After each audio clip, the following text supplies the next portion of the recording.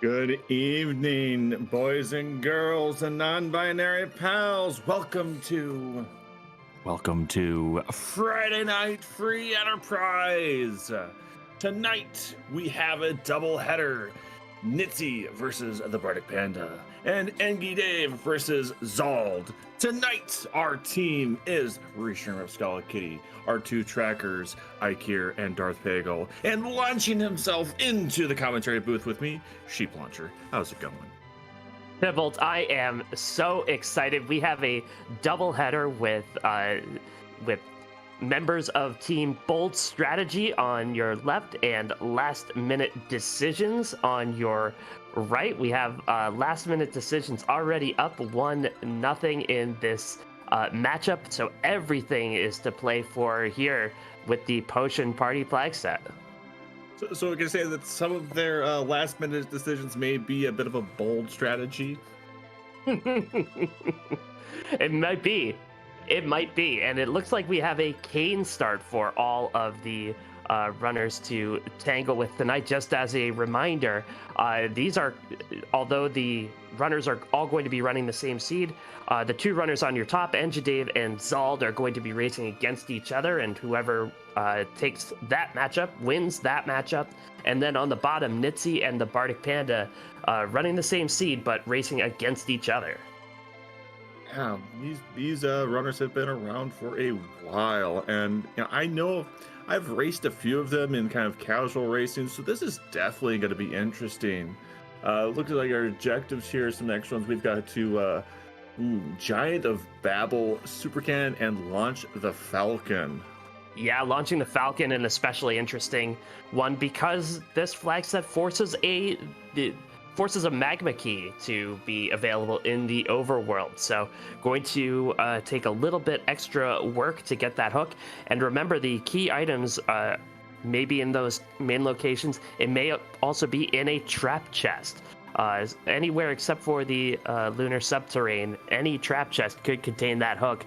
If the hook is really hiding, we could be in for a long one.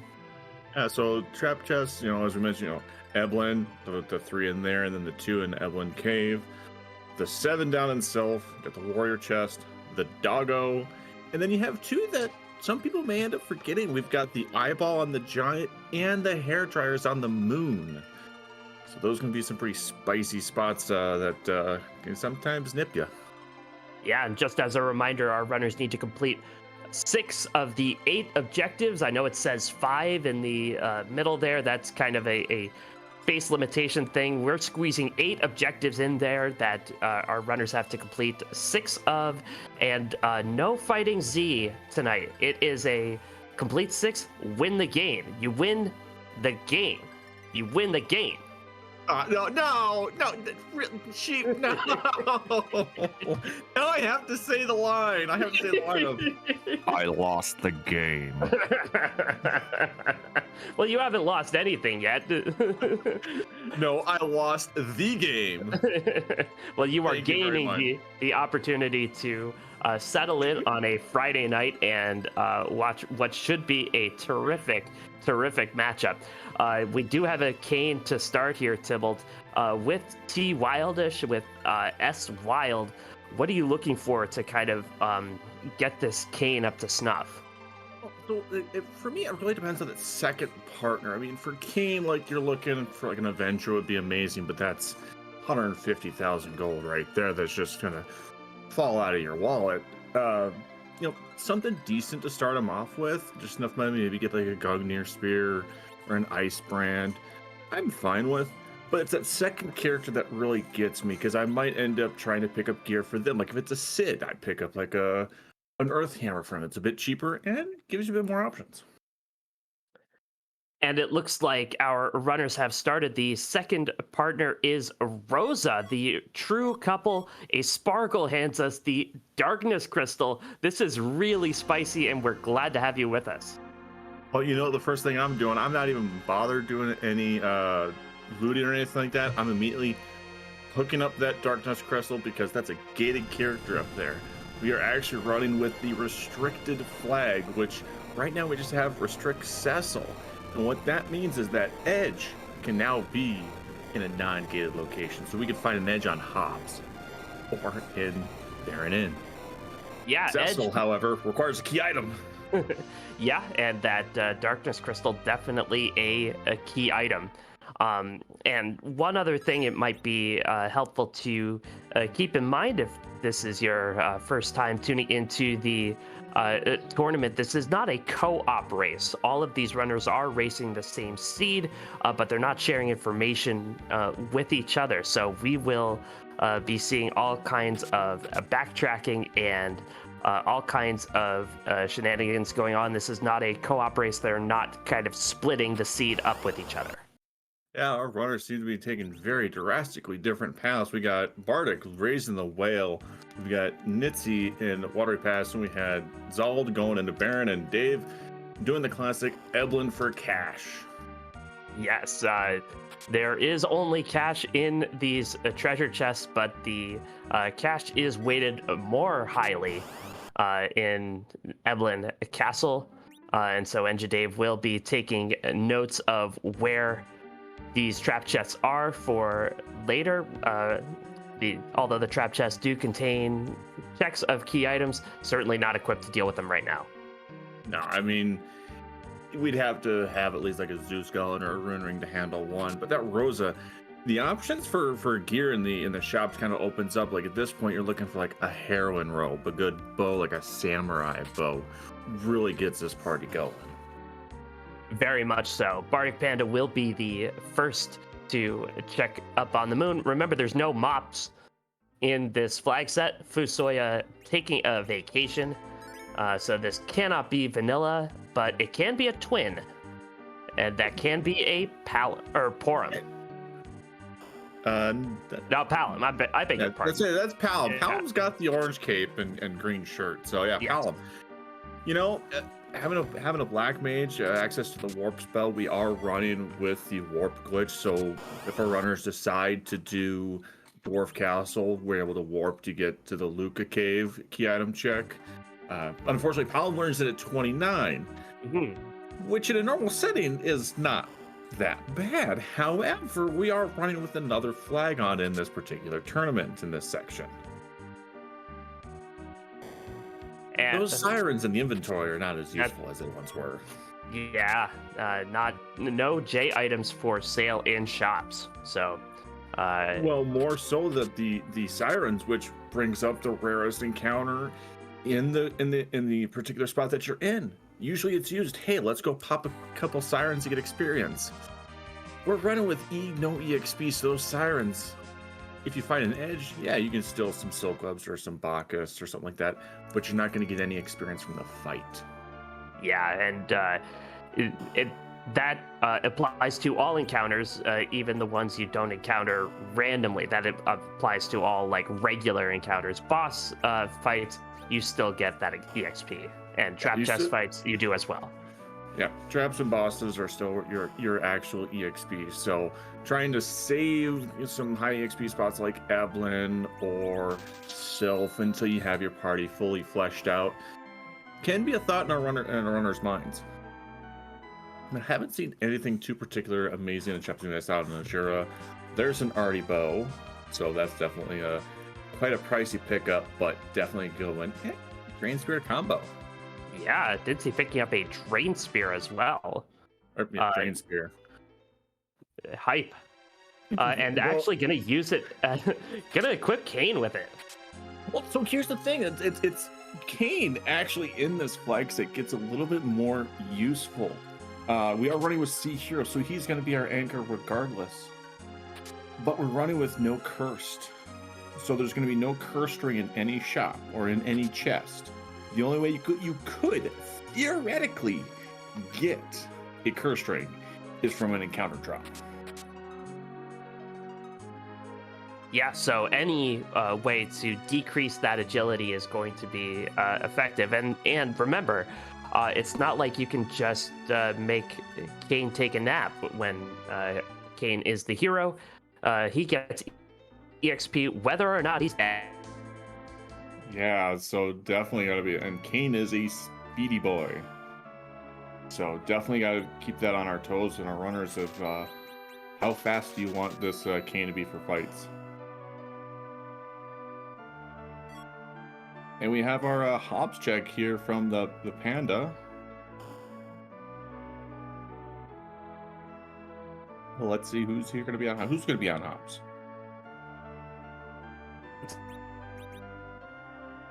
Well, I mean, it's a blink caster. So, I mean, I'm definitely happy. You got a Porum and you've got a Rosa. You got two blinks. And for, a lot of runners, that's what they really want, because if the enemy can't hit you, you don't really need to worry about healing. But we have a vanilla Mom Bomb. And we have a classic miss check here.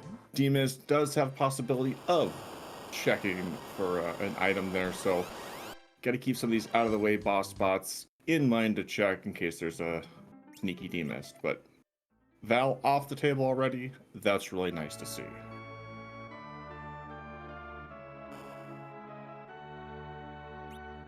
Got some samurai arrows on Nitzi's side in the Mist Village. Always good to see. Nothing really useful for Kane, so this Rosa is definitely going to be carrying the party in the early game so far, which is, hey, let Boza be Boza.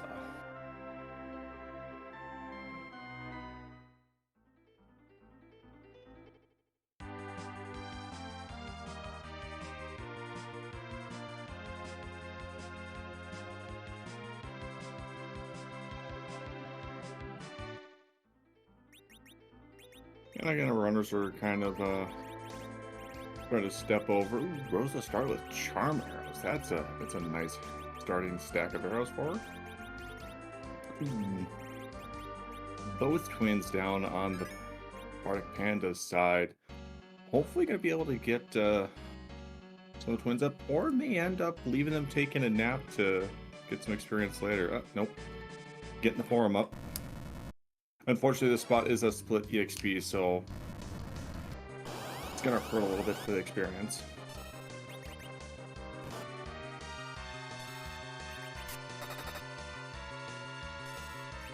And well, we have some of our runners kind of just crossing over each other's paths here. I just want to go ahead and shout out our restream, Scala Kitty, putting this all together for us. The two trackers, making sure I keep myself correct, and same with Sheep, Darth Pagel, and Ike here. And then, of course, our runners, Zaldi and Dave. Make sure you follow them, as well as the Bardic Panda and Nitzi. We may put everything together, but they're putting on the show for you. They really are.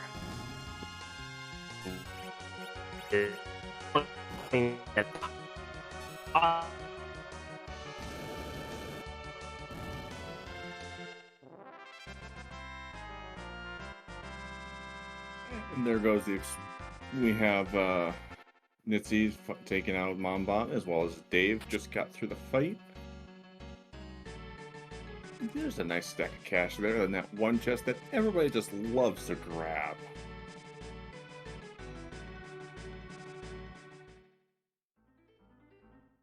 So one of our runners are going to go next. Ooh, Zald making a spicy check here. Going to be using one of the hourglasses here for the hair dryer chest. A lot of experience here. Hopefully Kane can dodge here in the back row.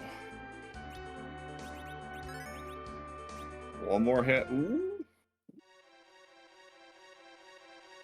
He's got it. So he's going to be able to get through this fight and get a nice, hefty bounty of experience. Meanwhile, the Bardic Panic going into Fabul, not fading it.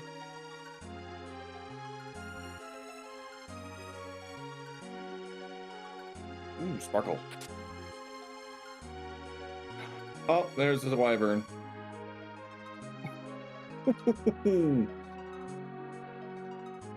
Ooh, wow. Tornado. What?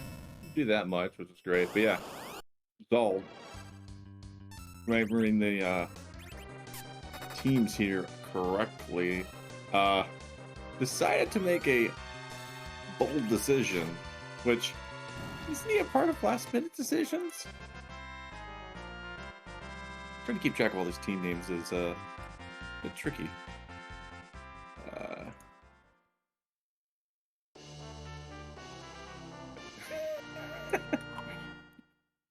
Last-minute decision, there it is. Oh, checking out Cave Valley here on Zald's side. And we have another Sparkle. Ooh, that's a Nope Noodle. That is not something you want to see there. As I'm getting corrected by Bold Decisions is the combo name. It just goes together so well. It really does.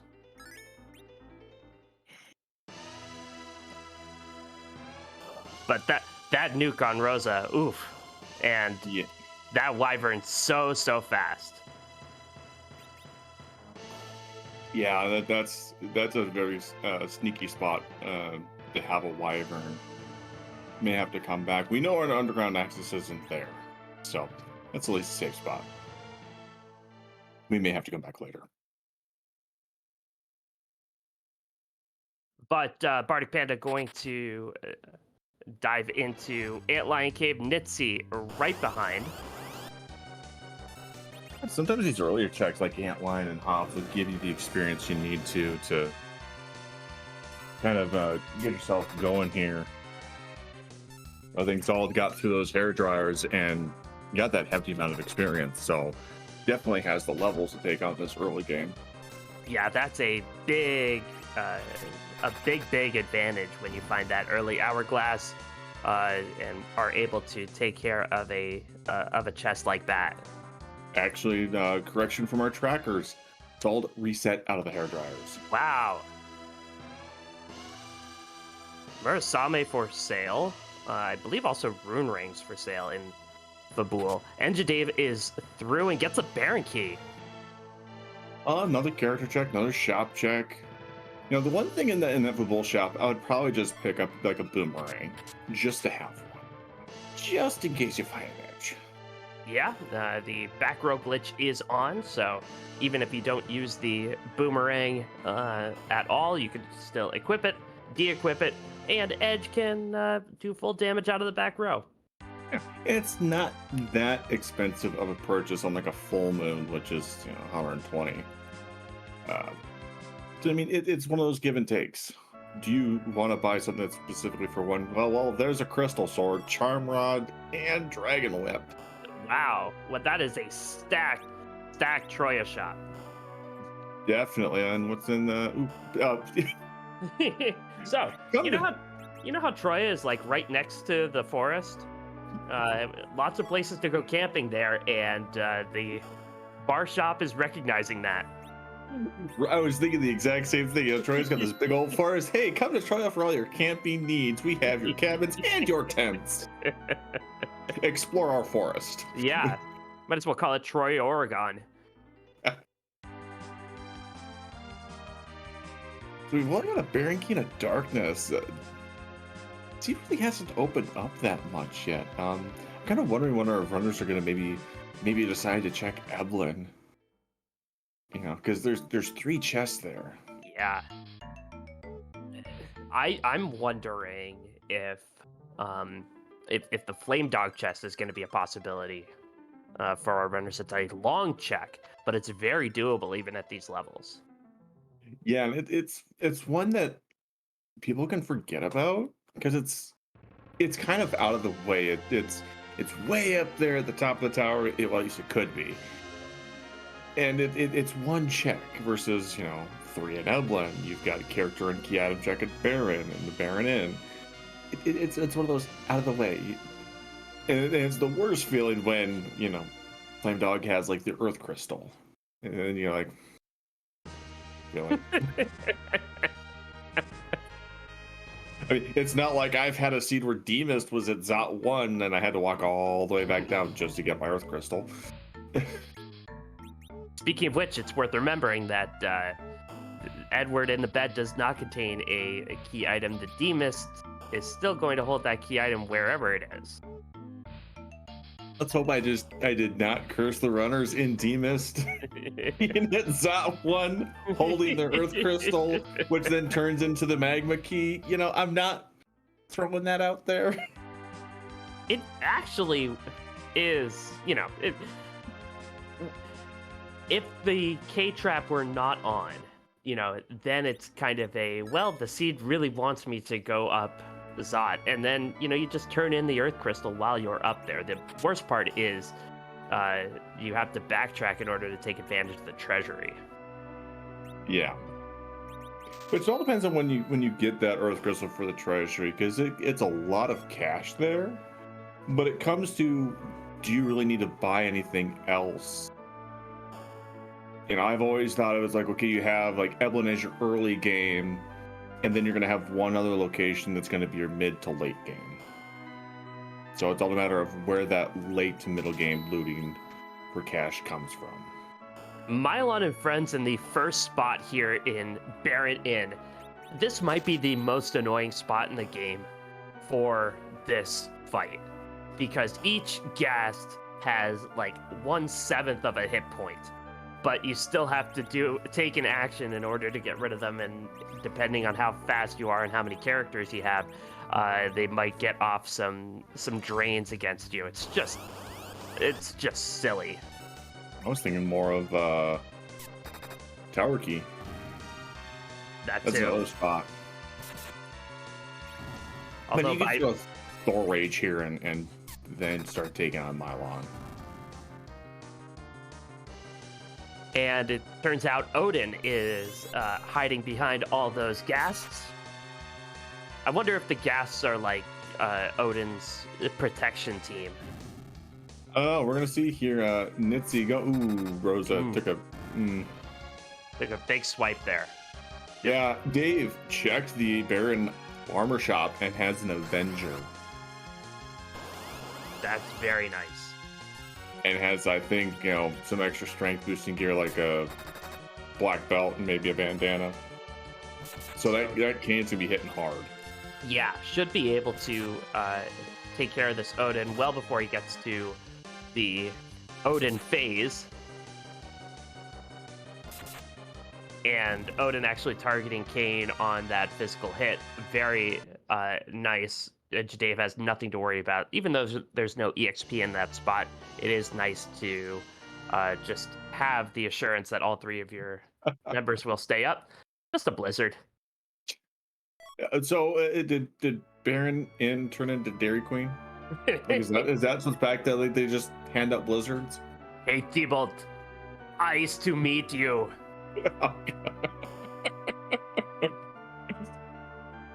It's nice to meet you too. You know what killed the Mylon? The Ice Age.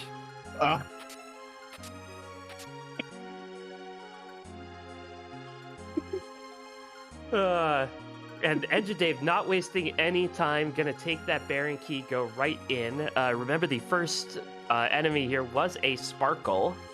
And we have seen one Sparkle in Wyvern, but I don't think we've seen any others, have we? We've seen Ogo Pogo at Cave Value on Zaldi's side. All right. Or Zald's side. So it could be, you know, Plague, which would be free. It could be D-Lunars, which is relatively free. And then you have Le Doot. Singing the song of its people.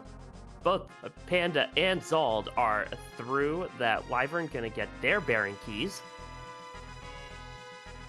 Yeah. And then it's a matter, do they go straight to Baron? You know, Dave here was just did Baron in? Oh, I'm right here. Let's turn in this key and get the key item.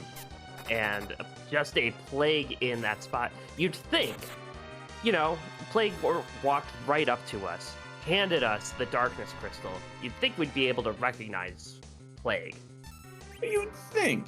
Well, I mean, Baron have been known for disguises, so I mean, you know, it's a guy about yay big, one eyeball, got wings.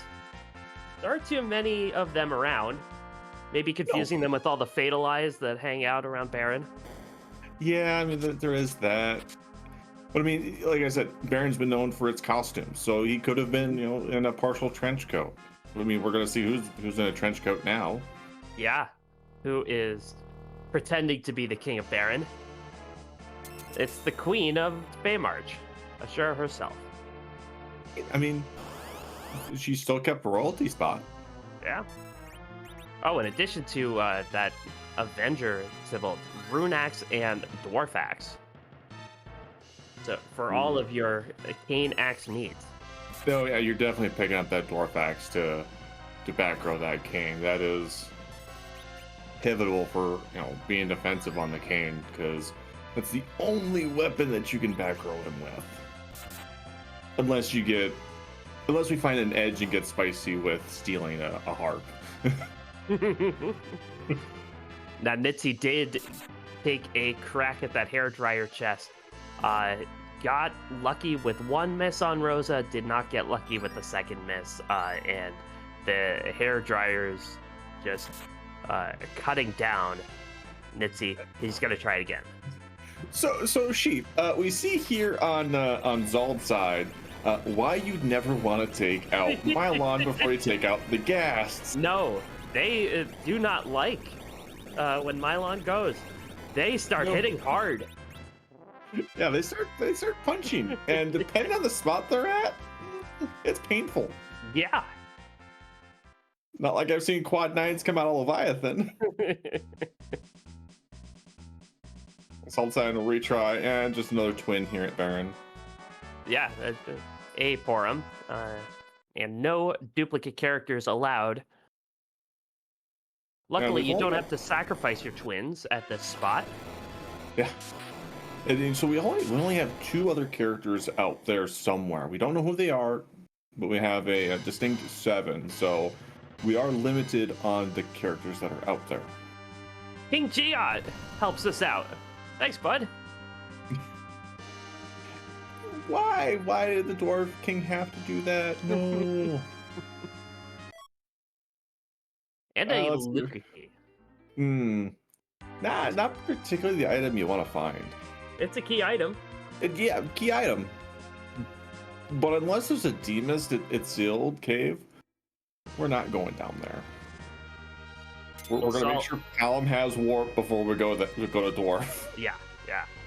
Well, Zald has learned his lesson, gets through the Mylon and the friends in the proper order. Now on to Odin, so is Bardic Panda. Yeah, we've got some lit arrows on Rosa with that Artie bow, and casting some lit 2s with the Palom. Should have no problem. Nitsi just taking a couple of blows against the Prociote and Ducelio? Is that how you would say that? That's why we say hair dryers. They look like hair dryers. Yeah. Targeting Rosa, and there goes Kane. Yeah, again, turning the battle speed down to 4, but just doesn't have the bodies right now. Yeah, the biggest thing is sticking all your characters in the back row to be able to survive. You can move them later in the fight. Being in the back row gives you a bit of an extra evasion and defense, so they can miss you, they can hit you for at least half damage. Because those are near end game, and they hurt, as we can see. You can see why Zald and Panda are teammates, taking on this seed in about the same order. And doing well so far. Yeah, a lot of players will sit there and, race the same seed together to kind of talk about it. And that's when it comes with these double headers. I've always thought, there can be a bit of what we call metagaming in here. So if you're playing, a race with other people, you're sitting there, okay, I know how my partners like to run. If I see them finish, I might be able to somewhat guess of where go mode or finishing is. It's like if If I'm racing against Judge Joe, I tend to know that Joe is someone who loves to go to Sylph. And if Joe hasn't finished yet, well, I'm going to avoid Sylph. I'm going to go elsewhere. It may or may not give an advantage. It's something that's still a gamble, but it's one of those strategic things that you can try to do to somewhat, who knows, give yourself a tiny bit of advantage, if any. Because we've all done it where we're thinking, oh, this person's not going to do that, and they do it anyways. And so you metagame yourself out of the seat, essentially.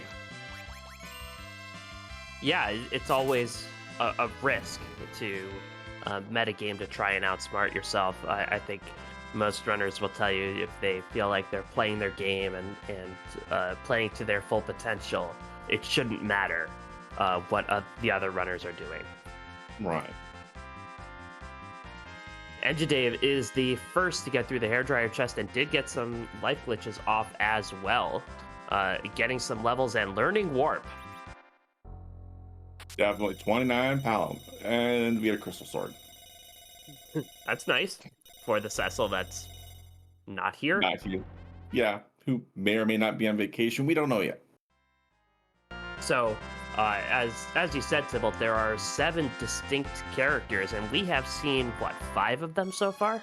Yep, we've only seen 5.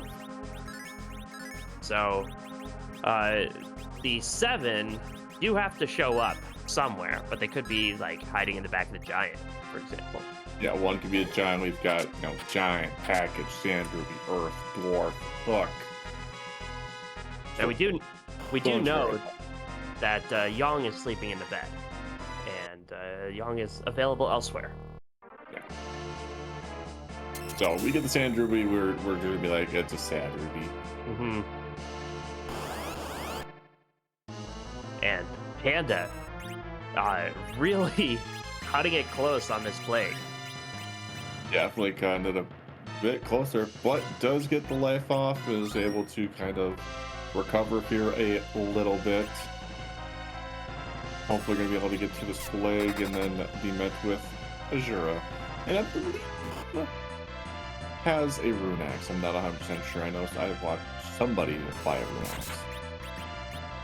And so Enjadave heading back to Eblan Castle. Still no way underground. So I believe Enjadave has done all of the overworld main checks. So there's the 3 Eblan Castle checks and the 1 Flame Dog chest. There's still one check that a lot of people avoid because right now there's no reason to go there. We still have ordeals. That's right. And Enjadave singing, "Hey there, Delilah," just gets a plain white tea. Nice shirt for Porum or for Rosa. Yeah, I'll take a white shirt. Great defense, great stats. I don't have to spend the money on it. Yeah. Awesome. Definitely have to see if we can get some form of progression soon. It's bound to show up. Gotta be somewhere. Yeah, actually, we're not playing with the K on safe, so like... No, I believe it could be on the giant eyeball. I think. The last arm chest. Yeah, I Giant. think. I don't think it can be at the... We know it's not the hair dryers, but I think the eyeball is still... has a chance to be a magma key. Wow. That would be Yeah. It's the weird... It's the interesting logic of this game. Well, so Kaon Safe just puts the lunar subterrane into the logic for key items. I don't think the last arm is considered to be part of the lunar subterrane. It's not part of the game. Yeah. And we are getting confirmation that last arm is a valid chest for the magma key. So I mean, yeah.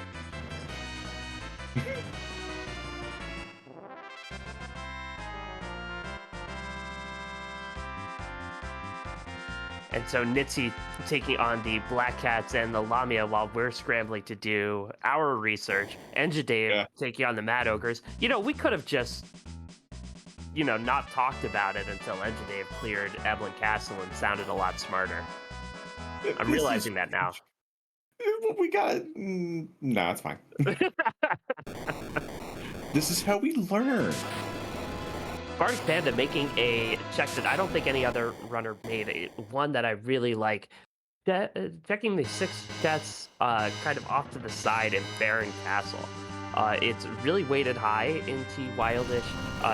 They're all really just hanging out together. It's kind of a mini Troya treasury, if you ask me.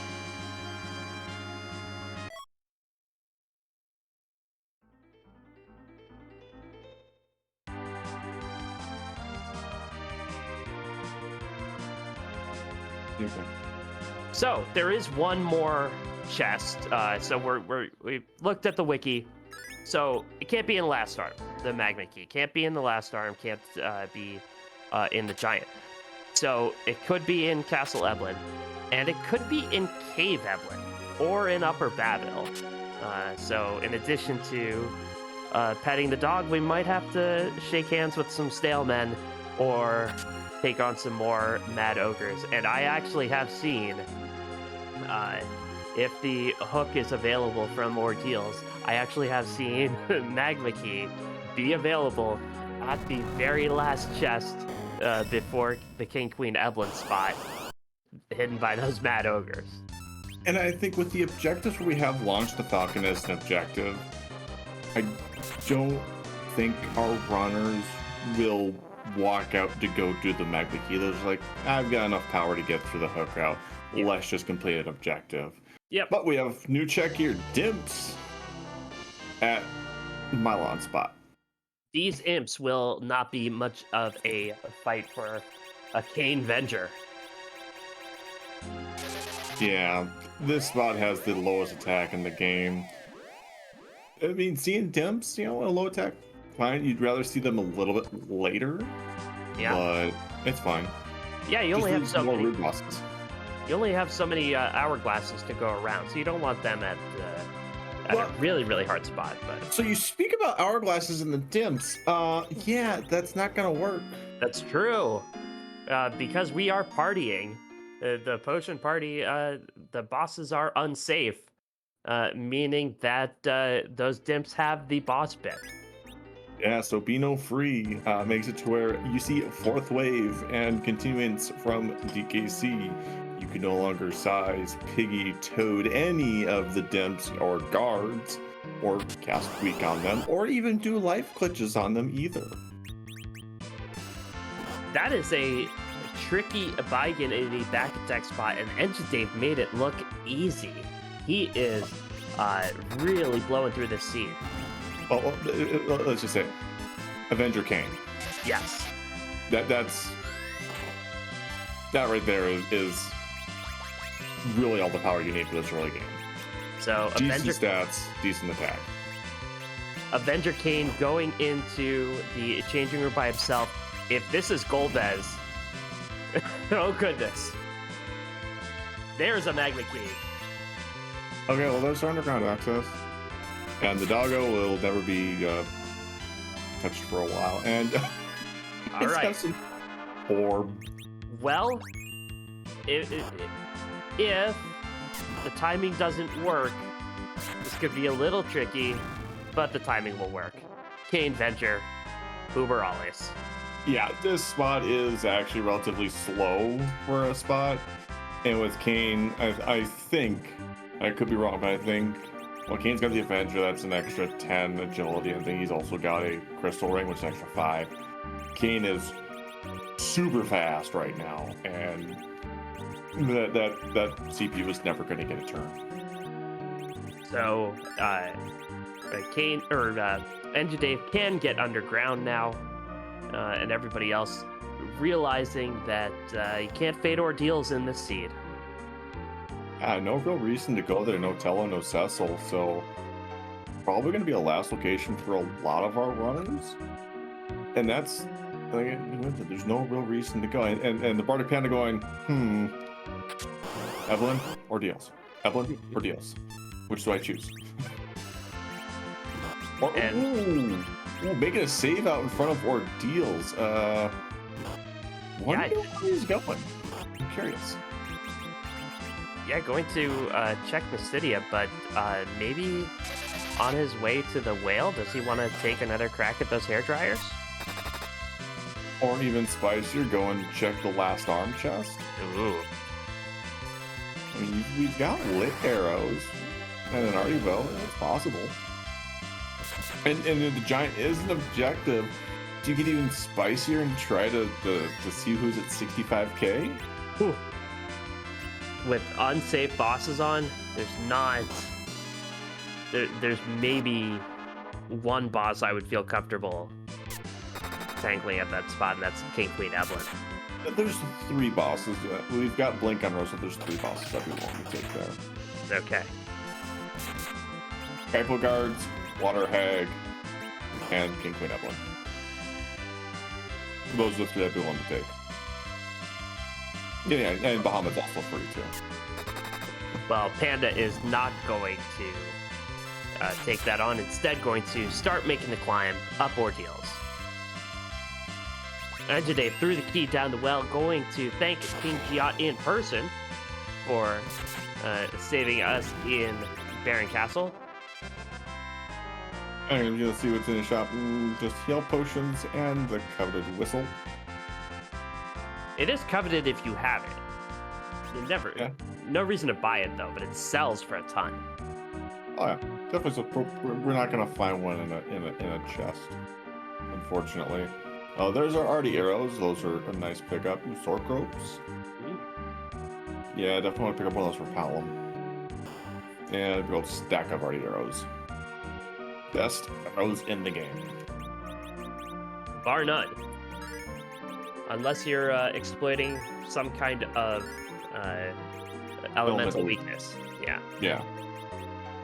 Oh, it's a dancing wall. Ooh.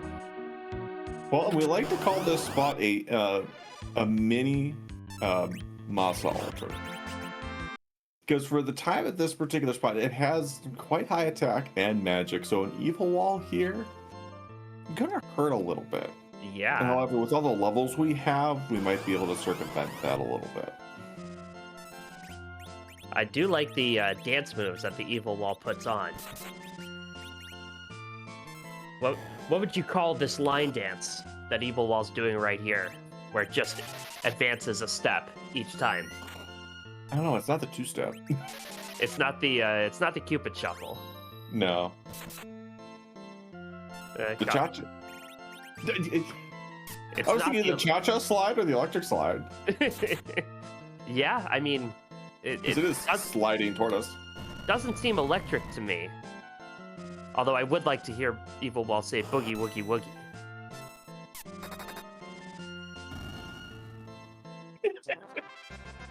Bardic Panda is now taking on this Baigan.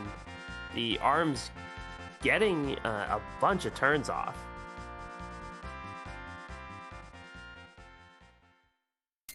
Oh, let's see. Who was the character going to be here, and what is the second fight? Yeah, nobody's gone up. Ooh. Well, Even there's our more D-Mist. of a bonus. Bonus round. Ooh, And a that's Sid. So that's the 6th character. Yeah, I can't fault Dave here for not picking up the Sid. We've got Yang as our HP pool, and we've got Palom. We need to keep Palom for warp. Yeah. And there's a choice. Do you really want to get rid of your blink casters? No, not at this point. Blink is so useful, especially in this flag set where you're trying to go through fights at a lower level to not have to spend time trying to grind. Yeah. We get the ghost hand of One D-Mist. of my favorite hand, the ghosty hand. Yes. Nitzy, meanwhile, on the bottom right, had found himself in a little bit of trouble, and then a very well-timed fire to all gets rid of all the gas before they can get their dander up. Very nicely done by Nitzy there. Yeah, we get a oh, there's a crystal. All right, we can go get Z. Darkness Yay! Crystal, we're good to go. And the sealed cave turns into the sad ruby. It's a key item, but we already have a Yang, and there's no dupes. Yeah.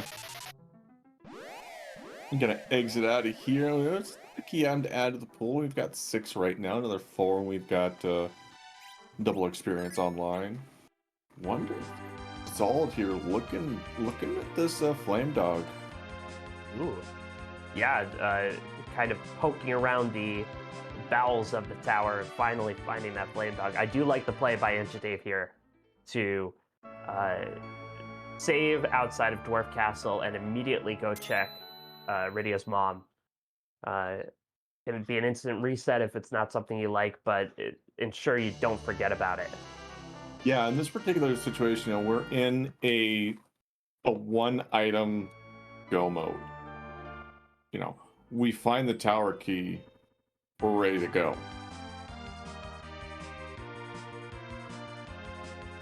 We find the hook, we find the hook, we're in tower go. Key or hook, yeah. We have 2 pieces of forge we have to find, but just looking for one of 2 key items, you're gonna want to turn stuff in like D-Mist. Yeah. You're gonna want, Sheila 1. Things like that are gonna be on your mind. And welcome in everybody from Free Enterprise. Yeah, welcome in. We have a double header here for you. On your left, Dave and Nitsi, they're both members of Team Bold Strategy, who's down love to 1 to the team on the right, Last Minute Decisions, featuring Zald and the Bardic Panda. The very first key item was a Darkness Crystal, and so our runners have been close to go mode the entire time. The Magma Key found on Mount Ordeals. Yeah, so right now, as I mentioned, go mode is either a tower key, a hook, or both pieces of forge. Yeah, so even though Dave, at least very, very close to having go mode, still hasn't completed a single objective. And that's kind of how this seed is going, where I guess everything is on the menu more than one objective leads into the other. Yeah, when it comes to the objectives we have, like the King and Queen, gated by underground access, depending on the bosses that are there, you may not want to take them out right away. You got both moon spots of Cave Value and Moss Altar. Moss Altar is a long walk down, and Cave Value, yeah, it's there, but it can hit you pretty hard, and in the early game, you're really not prepared for it. So that's half the objectives right there. Then you get the Giant is one of the objectives. That's with no free bosses, you're not touching that right away. And so it just comes down to figuring out where both pieces of forge, tower key, and the hook are. We haven't found any of those. Kane is Kane is the hero, in case you joined us late, and in the Baron shop is an Avenger, and that is what Dave has been using to really wreck shop this entire seed. It also comboed with the Dwarf Axe in the same shop, so it was literally the Kane shop. Very much so, and the Baron Key was available pretty early on from Fabul. A little bit of a tricky Wyvern guarding Fabul, but all 4 runners now past that. Yeah, so we see Dave here taking on the Warrior Chest as he's walking down to the Fey March, hoping to spike one of the key items he's looking for. Yeah, just floating on down there, and gets a Masamune. That's nice. There's no edge, so the 6 characters we've found so far, by the way, both twins, Kane, Rosa, Sid, and Yang. Yeah, and I don't think, at this point, you might think about trading out the Pal for an edge just for darts, but it would be a bold decision to do so. Because Quake is so nice to have. And then we have Cure 3s here in the Fame Arch. And let's see what bosses we have down here in the Fame Arch. Yeah, I didn't see what We haven't gotten it yet. Engine Dave got the free key item. It was a rat tail, so it was vanilla. Ah, vanilla. You know, not that bad, actually. Hey, we were talking about bosses doing dances earlier, and Leviathan's doing the time warp, just a step to the right. Right? And So, that's I mean- either... Go ahead, Tivolt. It's either Ruby or it's Elements. And with a cane, a Ruby at that Leviathan is not that bad if you have like a Blizzard Spear or an Ice Brand. Yeah. You just blink up your characters and you just jump with cane and you let the glares happen. Just let them happen. You life up anybody that gets taken out by a glare, and you just let the Ice Brand do the work. Now, would it be worth it to just, keep the blinks focused on Kane and Avenger Glitch a Blizzard or an Ice Brand? And here comes the problem. Every single time you hit Ruby, you're going to be taking a Fire 2 counter. At that spot, you're taking, if everybody's up, 200 to 300 damage of Fire 2. And then as people go down, it starts going up to 400 to 500 per counter. Yeah. So not exactly a spot to do that with. Unless you have full Dragoon armor, which at that point you're reducing your damage output for not having any strength stat. And we have seen Dragoon armor available, but yeah, for the reasons you said, jumping is going to be vastly preferable there. Yeah, because with the elemental weapon for Kane, you could be pushing 5,000-6,000 damage a jump. Between 6 and 7 jumps and fights over. Yeah. So but if it's elements, it's just a matter, do you have like a mute knife or a rune axe? Nitsi backing out of the tower, Bardic Panda poking around Eblan Castle here. That's a really interesting race going on the bottom. Both of these runners have really taken different approaches to this seed. Tough to have a clear edge between Nitsi and Bardic Panda here. Yeah, so both runners down there kind of got a little hung up here and there, and both had a little bit difficulties with Baron. One went to the moon. So I mean, they both had their own little hang-ups. And when you're running, you feel behind when you have a light or when you find a Zonk that you have to go out of your way. And if you're me, you just feel behind as soon as you press start. Don't tell yourself that short. Ooh. Yong with 1 HP. Had it all the way. Let's go. And so that is the very first objective done by any of our 4 runners here, and gets a Protect Ring out of it. Oh, Protect Ring gives an elemental resistance. So we'll definitely have to see how Dave here decides to take on this Ruby. I would think, with as much as I've raced with Dave, he would do it, but it's so hard to tell. Yeah.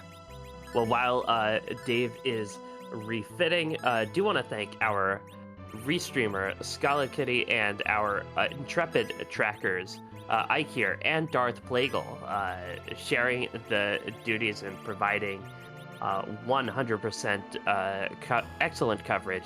And thank you to you, Tybalt, for being here with me. This doubleheader kind of race is one of the big draws to me of the Elixir League, and I'm glad to be here with you for it. Oh, yeah, definitely, definitely glad to be with you. And it looks like it's elements at the Leviathan here. Yeah, definitely for our restream team because they have to deal with us. That is a factory layout engineer. Is the job dwarf today. I'm wondering what kind of factory it is, and wondering what a layout engineer does.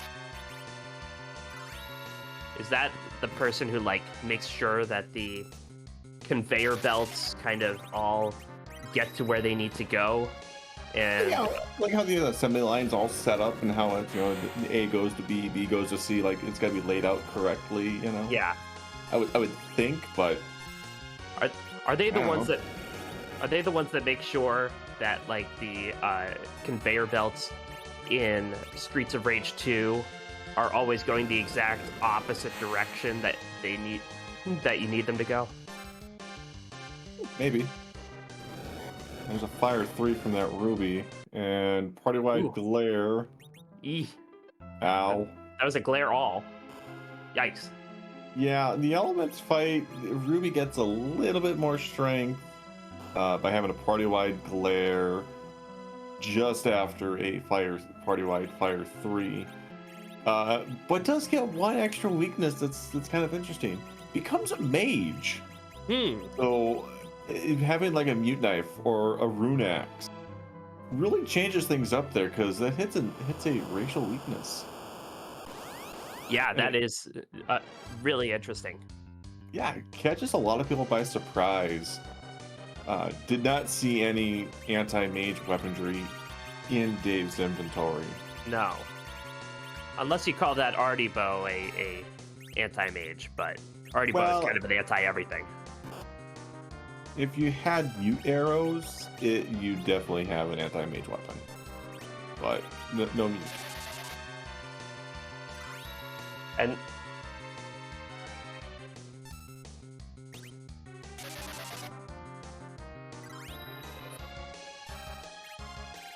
And so the Mylon kind of phase of the elements fight, a really good time to get your Blakes up. Yeah, but the thing is Fire 3 and Glare don't care about Blake. No. No, there's only so much that Blake can do, right? Yeah. Meanwhile, it looks like down here on the Bardic's looking for the warrior chest. Nitzy, going up Portil's, gonna be rewarded with that magma key. And Zald finishing up the warrior's chest. Gonna get that Masamune and be like, where's my edge?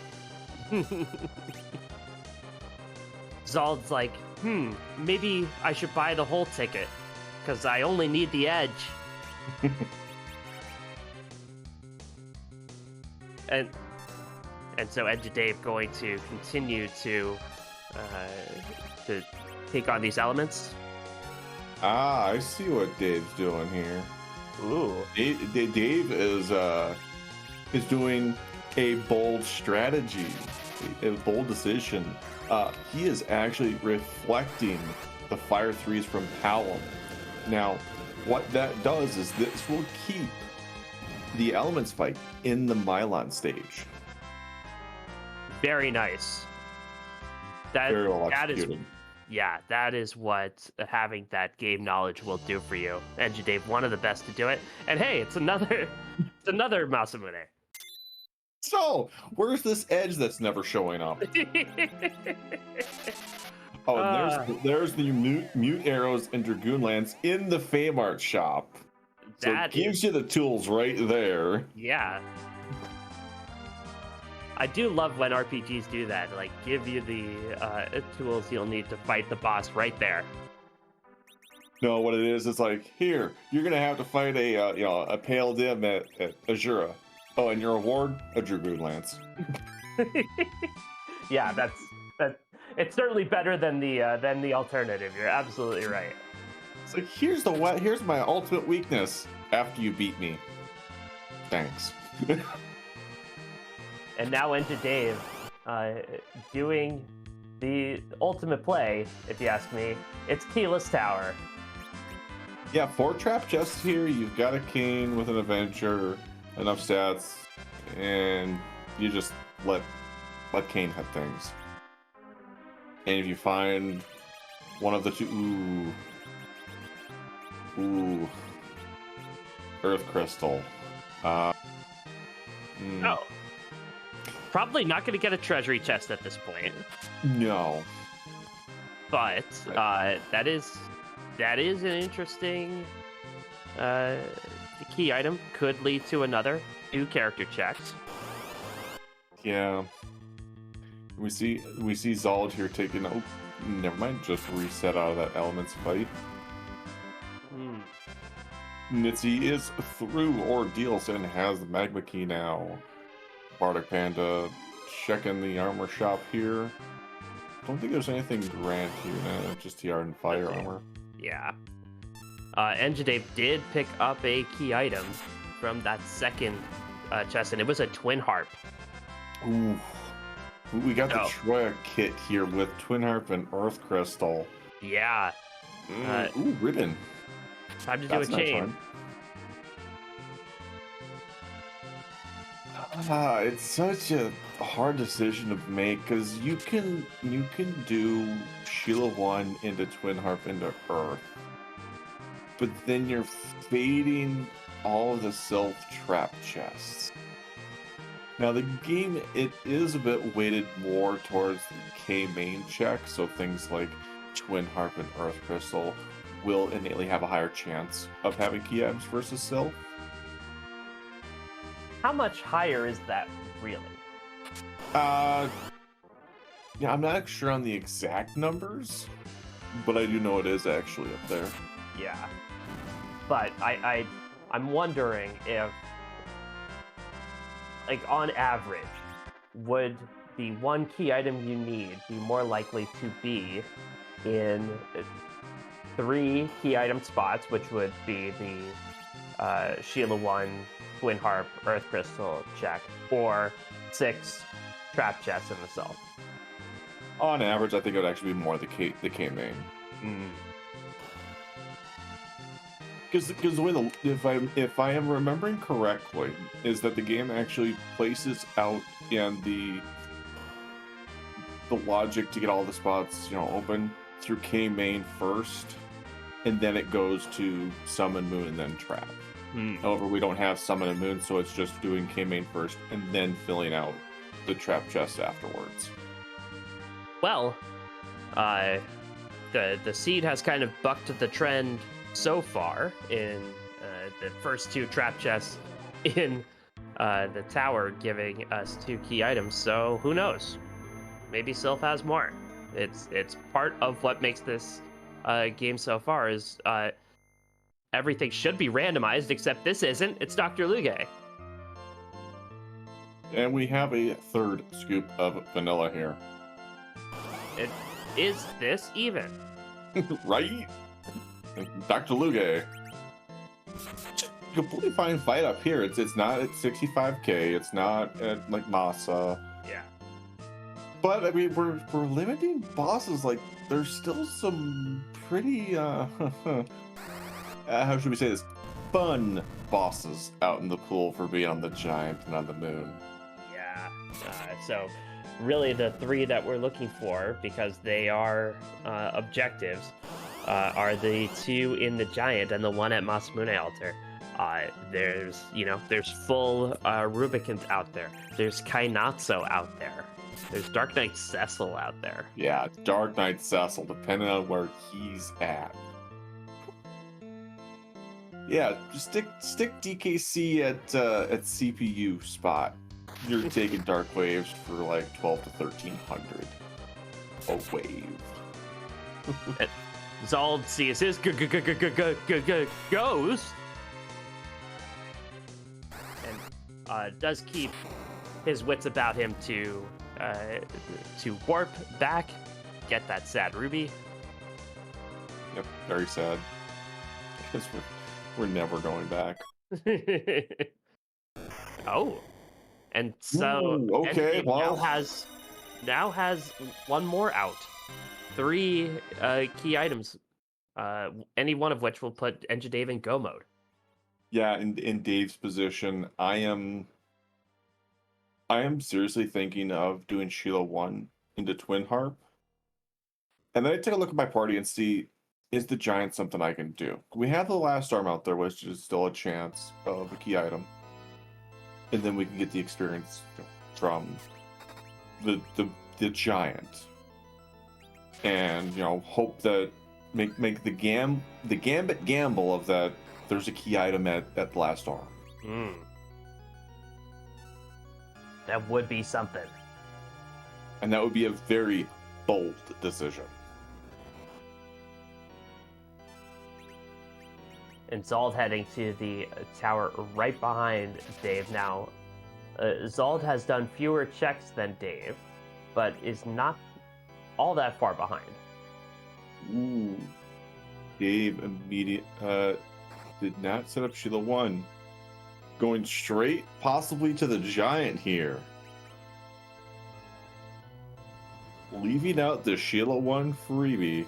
Ooh. That's a bold decision.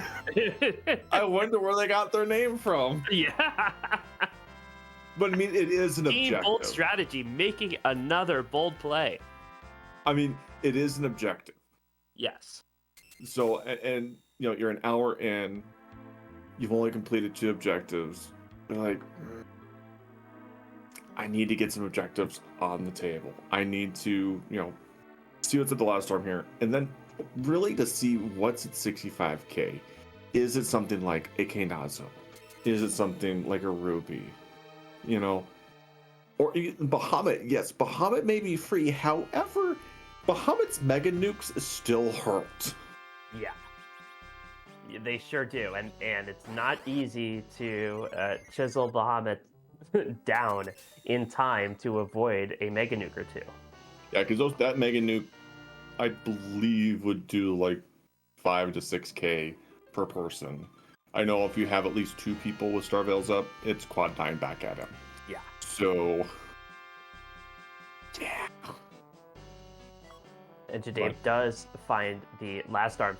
And you were saying, maybe Dave thinks he needs to get some objectives on the board. This is a key item check. Interestingly, Dave is the only one who's actually done an objective. It's the fission. Both white mages now. Oh. Crystal Sword Thumper? Oh, did I ever tell you I found out recently that Last Arm actually enjoys it has to eat in order to survive. Did you know that? Oh, I didn't. Yeah, did you know what its favorite food is? What? Fish and chips. Oh. But it looks like the Bardic Panda actually took the Earth Crystal and is going up to Zot. So we know that the Baron Guards were at Zot 1, and it looks like King Queen is at spot 2. Yeah. So a really easy Tower of Zot.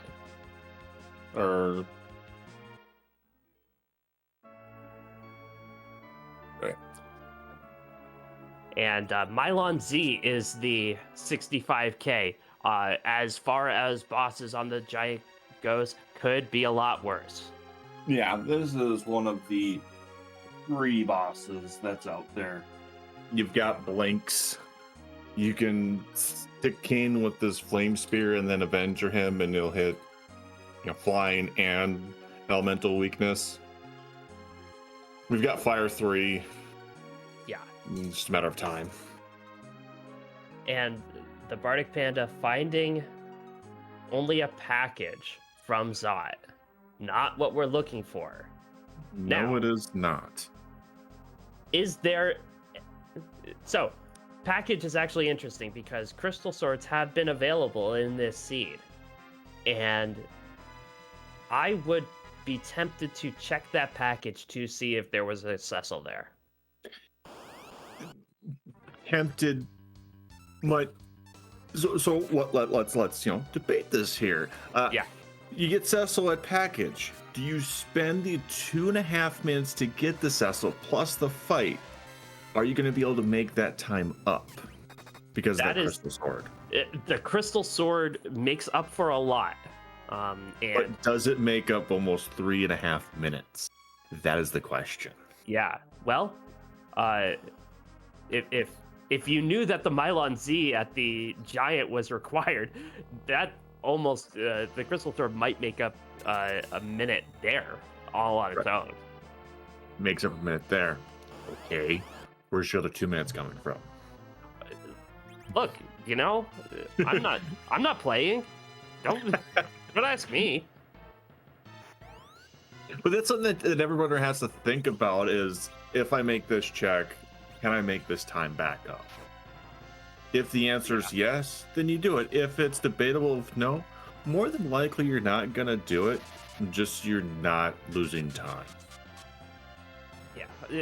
My guess, I couldn't identify specific fights that time would be gained on, but my calculus would definitely lean toward I still have 4 basically big bosses to get through, and I would want to have a crystal sword Cecil with me to help do that. And Nitsi taking that Baron key, gets through Baron, gets through the Azura, gonna see the twin and get rewarded with, what was there? Was it the I can't remember what key item was there. From Baron, it wasn't anything useful. Luca key. Oh, that's right, it was the Luca key in the trash can. And Zold receiving his adamant rock. And Dave here, Kane taking on Mylon Z all by himself. Yeah. Will Kane betray us once again? This fight ends one way or another, and it ended in Dave's favor. 662 more HP than was necessary. Now he's just showing off. I didn't even get to finish the line. It's like, this fight ends one way or another, and it's over. Oh. Yeah. But the loss of that, let's see how many key items for 250,000 experience there, just gone. Yeah. On a lot of people. And Kane really enjoyed the experience, but he would have enjoyed it either way. Yeah. Like Rosa or Porum, your white mages would have loved that so much. Yeah, Fiery, not really gonna see a D machine grind here. No, there is no, actually, there is a chance. There is a chance. Yeah. The first fight in the alt gauntlet at CPU is the D machine. That's true. Oh, it's just the guards. Wimpy Giant today. Yeah. Well, these guards still hit quite hard and are quite fast. We can't stop them. We can't stone them. Yeah, no, I just remembered that the alt gauntlet, the first fight in the alt gauntlet is the D machine eyeball and beamer. And Zald taking a different approach than Dave. This is where Zald can make up some time if something Zald requires is in the Sylph Cave. Once again, 2 key items basically. Zald just needs 1, and he is in go mode. Although at this point he is 2, almost 3 objectives behind. Yeah, but two of those objectives are right next to each other in the Fame Arch. And it's just a matter of, he's looking for one of 3. One of 3. That's true. He does have the adamant. So yeah. So it's like Legend Sword or Hook or Tower Key, like any one of those puts him in a very commanding position. Bardic Panda getting through Dwarf sees the ghosty hand, while Nitsi is going up the tower and taking on those eyeballs. And who do we have here, the giant? Do we have our 7th character? No. No. Like, we've seen you, bud. I think Young just came up here because he wanted to bungee jump off the giant. Seems like something he'd be into. Yeah, you know. I mean, Kane loves jumping around. It's always fun when you end up fighting Kane's still up in the air and he's like, "Hey guys, can I come down now? Well, anybody? Help!" And he just magically shows up in your party the next fight. He's like, "Where'd you come from?" Yeah, like I'm back. No thanks to you. You were just gonna leave me behind. Same And thing here goes- if you run away when somebody's fallen. I enjoy that. Like you just left them behind. Like, how do you expect you? Are you gonna come back and pick them up? Ooh. And we have a twin harp check from Dave. Someplace new. We found another X-Cal on Zold's side. Both runners, the Nitzy and Partic Panda, are going up the tower. As we know, there's not much there except for the adamant at the very top. Stealth Cave so far, 2 trap chests, 2 X-Cals. I'm not a mathematician, but I believe that extrapolates to 6 X-Cals in Stealth Cave. Yeah, I think so too. And maybe for the 7th, just a crystal sword. You know, just gotta lather it on. Yeah, why not? We heard you like X-Cals here. We filled Sylph Cave with X-Cals. Now, when you commit to the Sylph Cave play, like at what chest, when nothing is coming, do you start panicking? If you haven't done Shield 1, I'm not panicking. Like, I'm just going to clear out until I find, at least in Zold's side, one of Forka's Pan's still out there. So you could find a Pan. At that point, I can sit there and be like, nope, that's it. I'm gonna leave Sylph. I'm going to save in front of the cave here and go turn in Shield 1 and 2 and see if my EMs are there. Check your freebies. However, it is time for us to be quiet. There's X-Cal number 3. Time for us to be quiet as we have music. Do it, Eddie.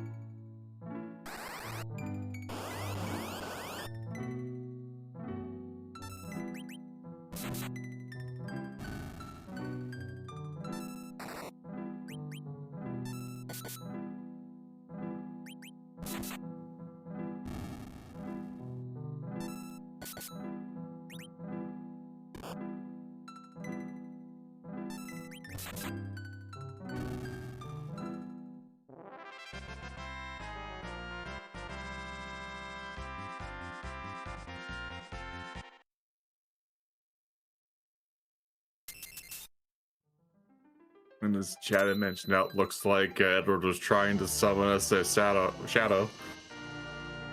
And what did we say? Twin Harp, always the play. Every single time. There's the tower key. There's the tower key. Zold still does have an out of finding the Legend Sword or Hook here. Oh, so Zold has stopped getting X-Cals in Stealth Cave. After 4 of them, gets a Murasame. Sure. Why not?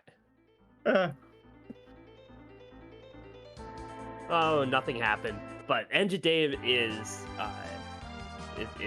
in the clear, has to complete 3 more objectives in order to win the game. Yep, just has to go do this tower key. Now, if this tower key leads to something like the other half of Forge Or or the Hook, you don't even bother doing Masa Altar. Yeah. at this point. Like, that's the one that you fade is the Masa altar. Even though we here in the booth know that cave value is Ogopogo, the 2.5-minute walk down, you just take Ogopogo. You've Yeah. got the healing, you've got, an Avenger Cane, you've got the options. That's a French vanilla Sheila. She's giving us the spoon a little early. Only a spoon. No Edward so far. I almost hate to say it, this tower key could be gating like the hook, which the hook would lead to like the legend sword in one of the 2 Eblan cave trap chests. That's true. Ooh. Octomam at the super cannon, well regarded for having enough arms to cover all of the spots. I mean, hey, if you can cover all the spots plus some more. Yeah. I mean, we only see 6 there, and he's got 8. And it's like, well, where's the other 2? Probably adjusting his chair. Nitzy heading down into the Fame Arch, and I think Nitzy will have a kind of an interesting play here. Does Nitzy try to take on both objectives while he's down here? Well, I think Nitzy hasn't been here yet. It has, some more levels than, Bardic Panda when they came down here. So, I mean, there's a chance. Leviathan is probably the one you definitely can do. You just have to worry about the Ice 2s. Jald picks up an Avenger. Yeah, I would be really worried as a shop owner selling an Avenger to a frog. I think I might be opening myself up to some liability for that, but fortune favors the bold, I suppose. And here we have Zald deciding to also do the Twin Harp, and will be rewarded. There's the pan. One more key item check. And I see what Dave's doing here and going, you have your option for go mode. Sheila 2, like... Right there. Yeah, you have the pan. It accounts for 2 key items, and you can possibly fade one of the moon objectives. Yeah, it is only one key item because the Young in the Bed is a summon spot. But still, he hasn't done Sheila 1 yet, is what you're saying. We know that it's a spoon. Yeah, we know he doesn't. Yeah. And with what's still out there, like you have Hook, Spoon, and Legend Sword. Yeah. It does not take that long to go over there and do that. And it could bite him. So we were talking earlier about the boss is still outstanding. You know what's really scary at that Masamune altar is that Alt Gauntlet. Alt Gauntlet. Oh, yes. I think if it's Alt Gauntlet, I think Dave exits out and checks should have wanted to. Like, I honestly, that fight, Alt Gauntlet there is so rough. And that's one fight we have not seen yet. Have not seen that yet. Kainatsu would not be a picnic there either. Nah, but we've got the Thor Ages. We can manipulate our agility enough to be able to get the first couple waves washed away. Well, Zald will take us into our steampunk western noir via Edward Harp portion of the evening. So we hope you enjoy this reprise.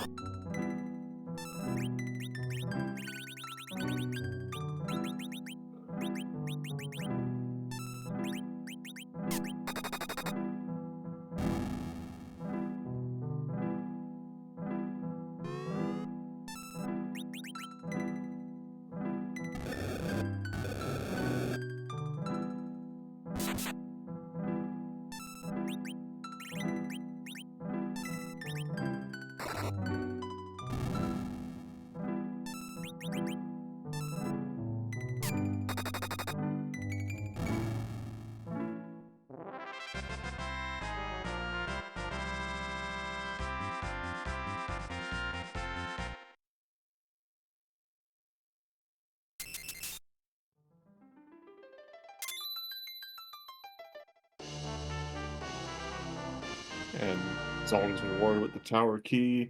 Nitsy taking on the Leviathan. Now, before the reset, I was doing some quick maths, math on stream. Had 208 health on the Palom. Would have only taken 205 from the wave. So it would have survived by 3 HP. But decided the better part of Valor, reset, go back into the fight with everybody up. And now Panda's going to have some more music.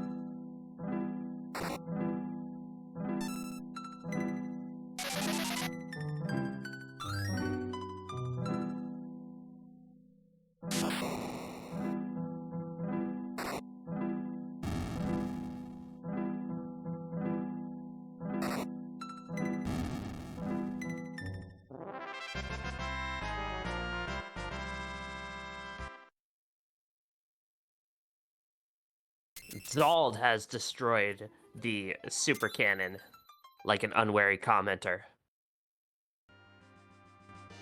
Yeah, it also gets Tower Key for Bardic Panda, putting out the music. But Zald will be rewarded with the pan here. What decision does he make? Hasn't done the giant. So it could be a last minute decision to check that pan. And meanwhile, Nitsy, taking it wipe the first time against elements, will refit and try it again. Yeah, it doesn't have the Palom, so was he actually using Cure 3s directly on Mylon, which did do the phase tip. The whole concept behind the elements, why they don't change, is that their change for refill is a counter script. So anything that is reflected, so Cure 3, Cure 4, Fire 2, Fire 3, as long as they are reflected off a Star Veil, they will not be countered. So you can keep them in the Mylon phase. However, the direct Cure 3 potions will tend to actually change the fight. Enjadave. Yeah, going to the Masamune altar. It's a hot desking Pale Dim, so we'll get a lot of we've got Artie Bow, Artemis arrows. This is Zerk up your bow users. Zerk up your cane. Yeah. Get crystal rings. Let's just wait it out. Enjadave is well in position to take this win as soon as Pale Dim goes down, and Enjadave scrolls through the text telling him how awesome he is. He will be done. He will have won the game.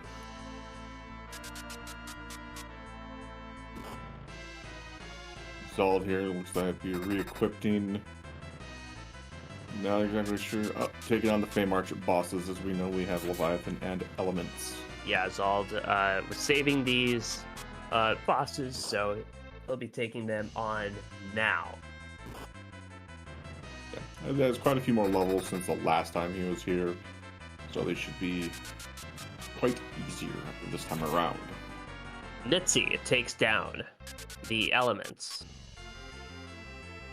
Ooh, and I'm not sure if they actually took down Leviathan or not. I know they did have some troubles with it. I believe he still has yet to take down Leviathan. Is cabining up for just that kind of fight. Yeah, maybe the little bit of experience you get from Leviathan's XP being split, being able to help out with that particular fight. And Enjadav is through. Pale Gem's MO is to make you slow. Enjadav did that very, very quickly. All for an apple. Does not matter. He can throw it way up in the air. 6 objectives complete. Enjadav has won the game and gets a point for Bold Strategy. And Bold Strategy now 1-1 on the tournament. GG's to Enjadav. Yeah, we will definitely see if we can get him in here for an interview. Mind you, we are running with a 10-minute delay, so here he is in the now. GG's, Dave. Yeah, GG's. That was a fun siege. Yeah, that was a really interesting one. It seemed like you were one key item away from go mode for most of the siege. Pretty much. Which a lot of my writing was about just where can I find that last key item. Now, question for you, David, because I know a lot of us are wondering. You get the pan from the tower key. You haven't done Sheila 1, and you just get access to Sheila 2. Was there a thought to check Sheila 1 and 2 for either your hook or legend sword? Nope. I have go mode. I am not going to mess around. And I had the power to just blow up where I was on the moon. Like, not even DKC was scary with those levels. I think the one fight that would have been scary was the Alt Gauntlet. Fair, which is why I dropped the safe stone at the top of the moon. You see Alt Gauntlet there, you reset out and you start looking for legend or hook. Yeah, I would have turned in Shield 1 and 2 first then. But I had the guaranteed access to go mode. I felt that was better than just gambling on finding something slightly faster.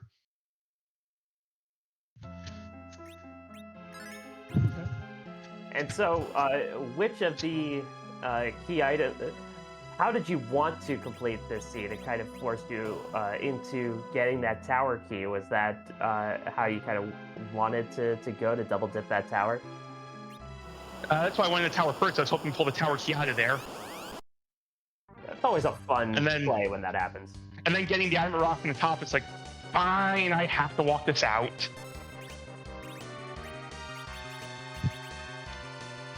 And so you, I think, found and equipped Avenger Kane back row glitch earlier than anybody else on stream.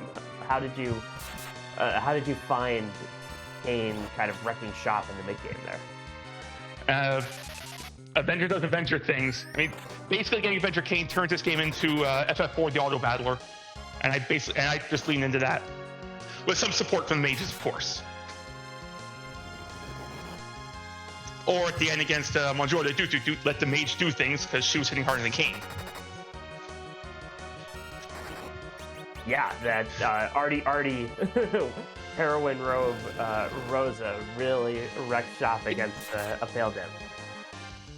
Wait, there was a heroin robe? I didn't even see one. I might have been. No, she did have a crystal ring on, so that was completely safe. There you go. There we have it, Chad. Go ahead, Dave. So in case you're wondering about the giant play, why I went when I did, it was for the last arm as well as the objective. That's what we figured. That's what I called out. Like, you've got last arm up there as a possible key item, and then you have the the objective right there. Like, you're gonna do your objective, but you're also gonna look at the last arm for one of your other key items that you need. I'm giving everyone a little extra Easter egg right now. Yeah, we just saw that the hook was actually down there in Sylph. Have you heard of our Lord and Savior, the Excalibur? But we will definitely ask Zald about that. But Dave is actually showing us what happens when you decide you want to fight Z with this crystal you have. Yeah, so this happens in win game situations and also with push B to jump. Funny enough. That's true. So if you've never seen this, stick around. This is a real treat. And what does he say? No. Not today. Yeah. You can jump over the trigger tile with push B to jump, and he'll say, "Hey guys," or something else. And you have Fupas here, the room of Foos. This is where Foo is vacationing. Yeah. You get some restoratives here, and you can actually fight an evil wall style Foo.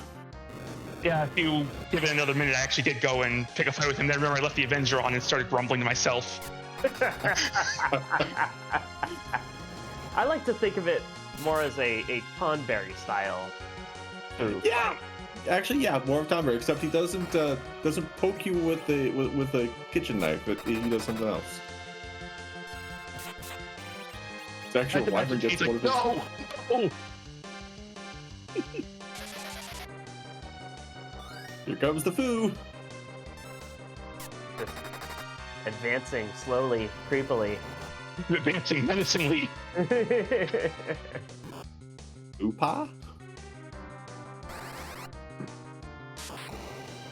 So Dave, while this is happening, you've pulled your team level with last-minute decisions, 1 and 1.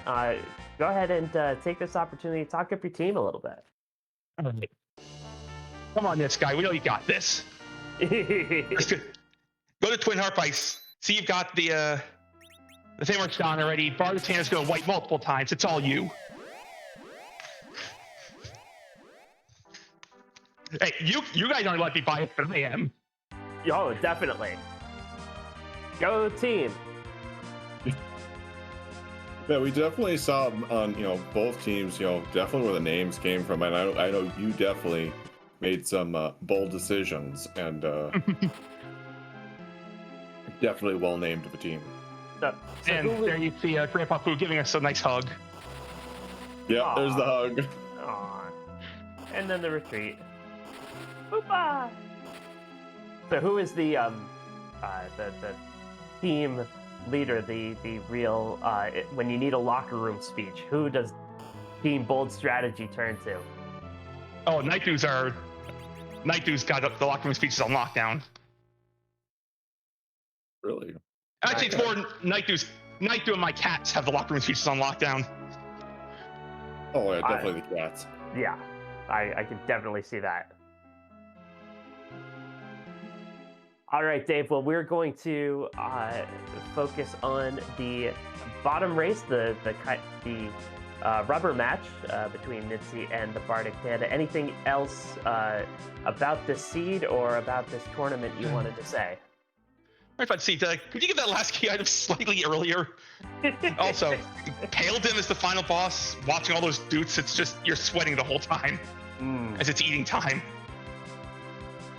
Well, you get to sing along. True. Do your best Three Stooges impression.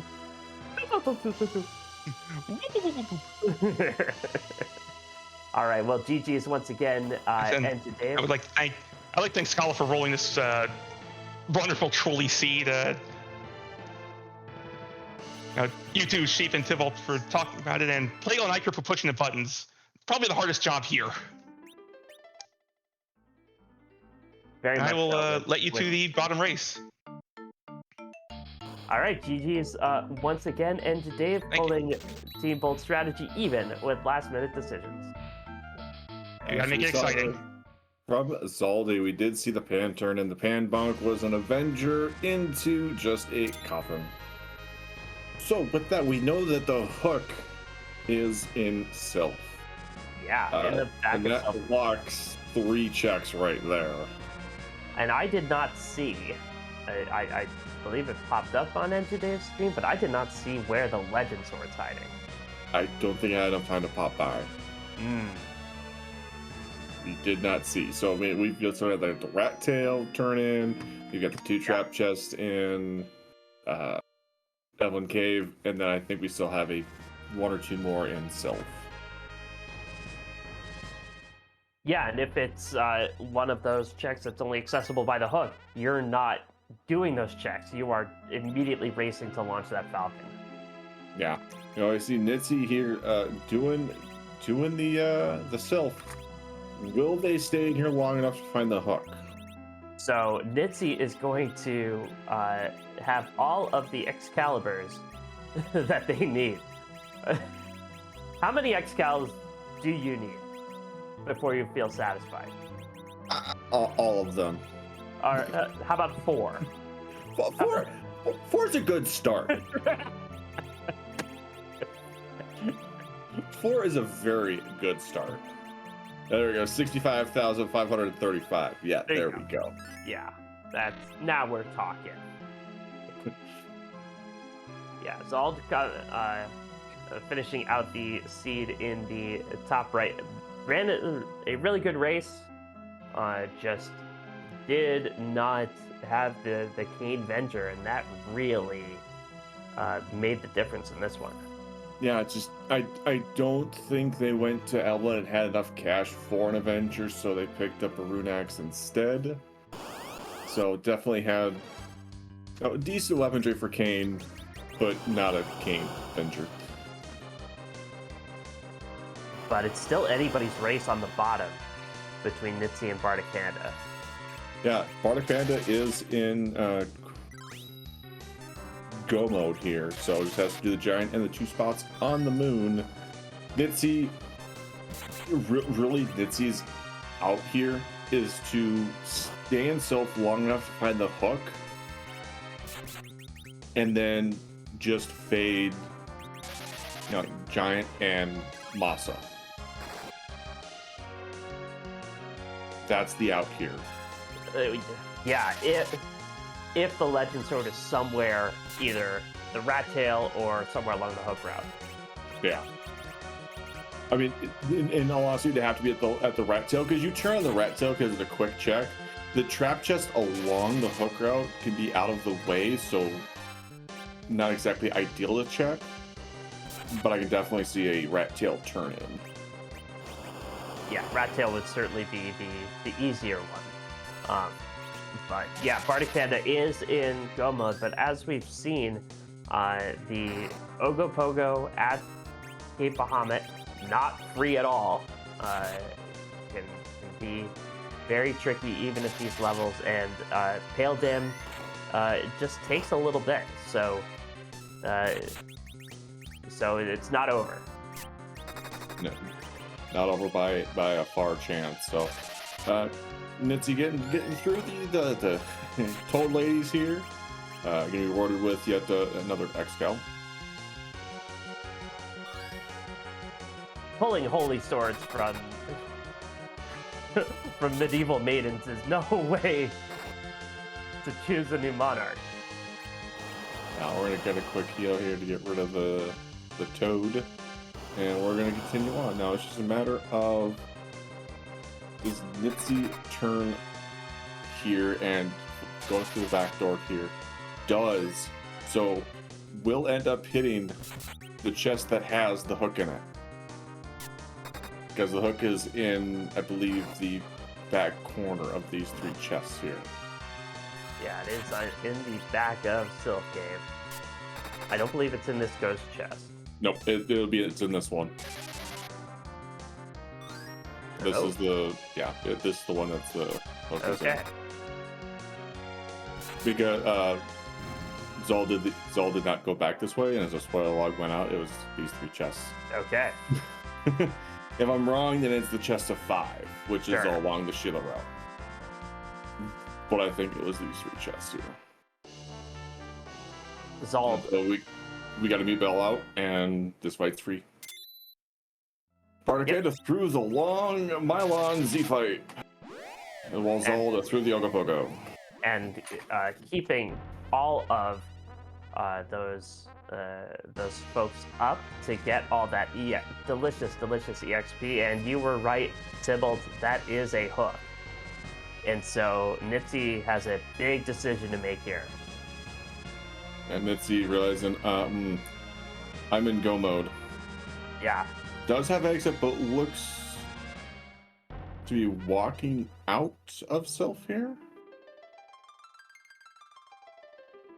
Interesting. And yeah, a little interested in that. But still, nonetheless, gonna be grabbing that hook. Yeah. More than likely, you've got the pink tail, rat tail. So it's just turn them in. Rat tail can be, hopefully, for Nitsi's sake, be that other half of Forge. And yeah, the pigtail will not give Nitsi an adamant armor. That would really help, but they're not available. It will give a nice piece of equipment. It's probably another Excal. Now it's a white shirt. It's always a white shirt. Until it's not, and then it's a crystal sword. But rat tail, no, pink tail first. That can help. Ooh, that's actually a really nice item. Yeah, that's one of the better ones you could get at the spot. All right, and the rat tail turret is just a Stardust Rod. Yeah, I mean, that Palom would really like it, but I don't even know if Nitsi has a Palom. No, Nitsi did not take the Palom, kept the Sid. So, yep, gonna go down that hook route. We'll see if Nitsi searches for the Legend Sword somewhere along the way. yeah, it's hard to say if you're not okay, never mind. I'm gonna say if you're not checking these first three here, you're just fading out on the stalemate completely. But decides to make a bold strategy decision and looking for stalemate. And not having the tower key yet, you can definitely understand this play. Yeah. Definitely don't want to launch the Falcon and then also have to go to the moon to finish. Right. So I can definitely see hoping to find a tower key down here, or the other half of Forge, which we know is the commentary booth. As I believe that there's still at least one or two more checks in Sylph that could have. However, we've got two checks here, so it's about 50-50 on where our sword could be. Definitely possible. And just as a reminder, you might be thinking, hey, there are all those really hard trap chests in the lunar subterranean. Maybe it's up there. In this flag set, it isn't. The lunar subterranean, and Rose's mom will tell you different. Don't listen to her. But the lunar subterranean trap chest can't contain key items in this flag set.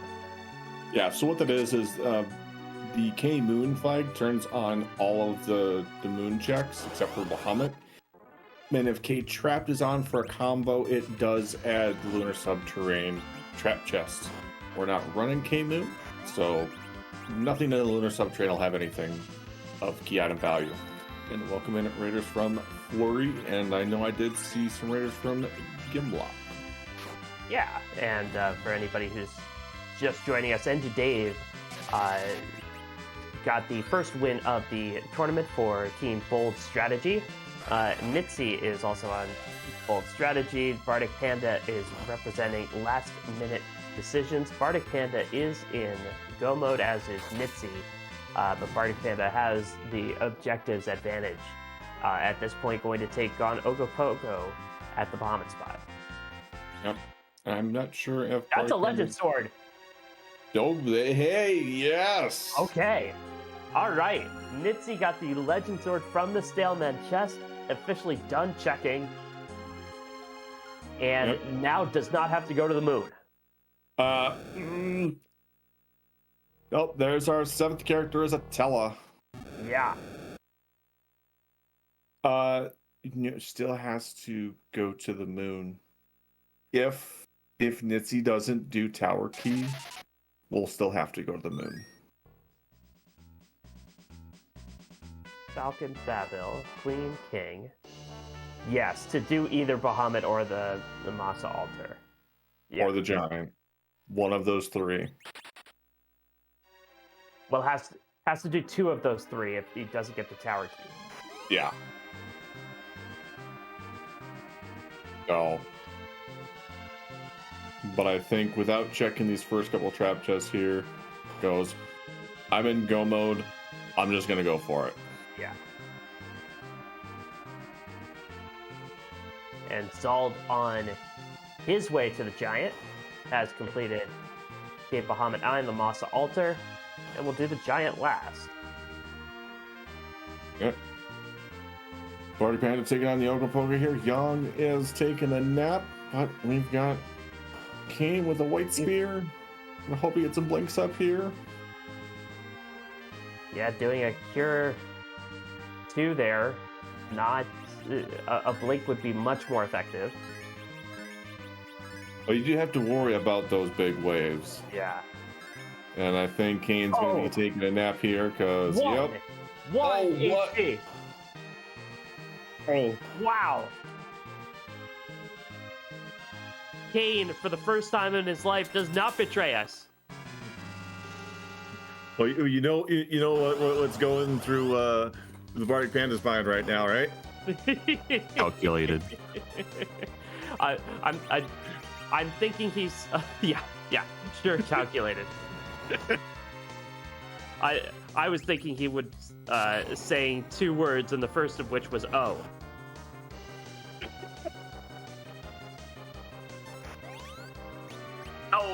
Now there the goes the king game. takes a nap. The Cure 4 just comes out a little late. Nitzy, taking on the hook route, finds Kainatsu in their first spot. Yeah, we've got levels. We've got power overwhelming. Yeah. Not gonna have a problem with this.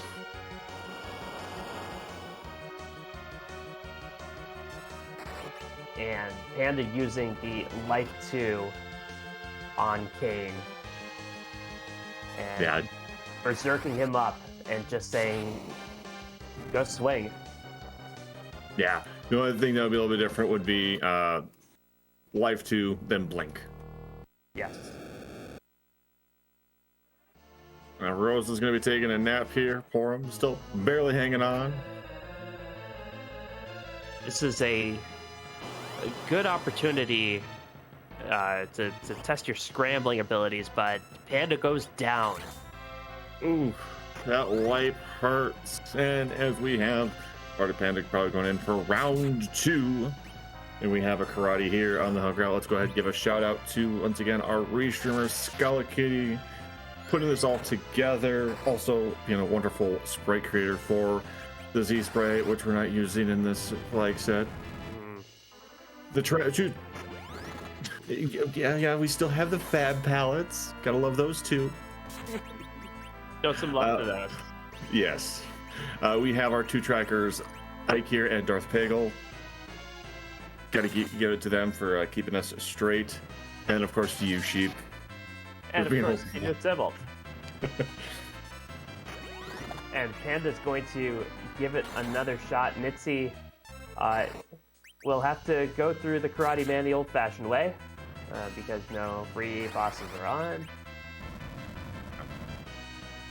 And then don't forget to also follow each and every one of these runners. We may be putting on half the show of talking about it, but they're doing the real work. Angie Dave Zaldi, the Bardic Panda, and Nitzy. They're doing the real work of actually running this. Yeah, and we're doing the fake work of wondering why only a brainwashed karate man can have a sword. It's not so much a sword, it's nunchucks. Okay, same question though. Why does it take brainwashing in order to give him nunchucks? Okay. So let's put it this way, okay? Young himself prefers claws, right? Yeah. But Baron's like, no. Claws are garbage. You need to use this weapon instead. You need to use these nunchucks, just like the monk did in Final Fantasy 1 until he got enough levels. Well, I think Nitsi was doing the same pondering we were doing because he fell down a pitfall. But luckily for him, this pitfall is precisely where to launch the Falcon and complete that particular objective. Yep. Now it's just a matter of which order do you do the last 3 objectives. Do you go to the giant first? Do you do the moon first? Yeah, they're all kind of so far away from each other. Yeah, they're all far away from each other, and it comes to every runner. The skill that I have, is this something that I can do? Is this, can I do the giant with what I have, the equipment, the levels? Or do I need the levels to do stuff on the moon?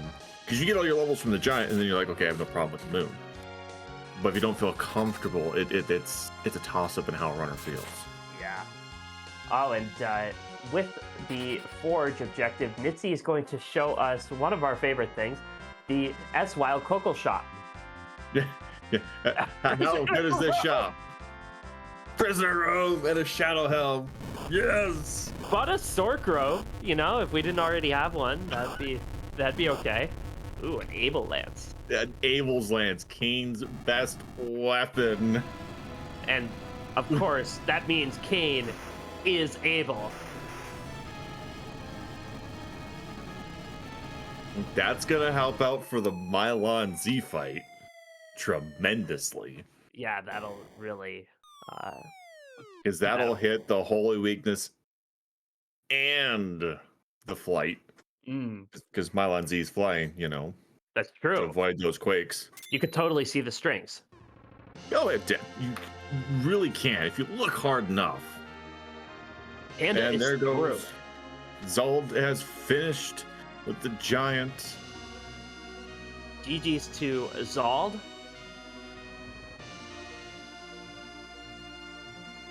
Completing all 6 objectives, coming in second place. Well, and we'll see if we can get Zald in here for an interview. And when I say second place, of course, I mean second place in his race with Enjadea. Panda and Nitsi still competing for first place in their race and the all-important 3rd point to push their team to 2-1 in the first week. Yeah, the tiebreaker. That's why they call it the rubber match, because it could go either way. And Panda is on his way to the Masamune altar.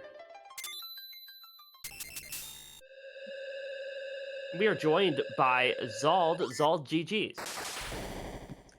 Oh, thank you. I want to hire the services of Gobez, and Gobez to do some nasty things to this seed. But the seed was so generous, it gave you 4 Excaliburs in a row. Yes, Excalibur Cave, which, according to the log, also had the hook, which would have been nice to have at some point. Which then ultimately led to the Legend Sword as well, so...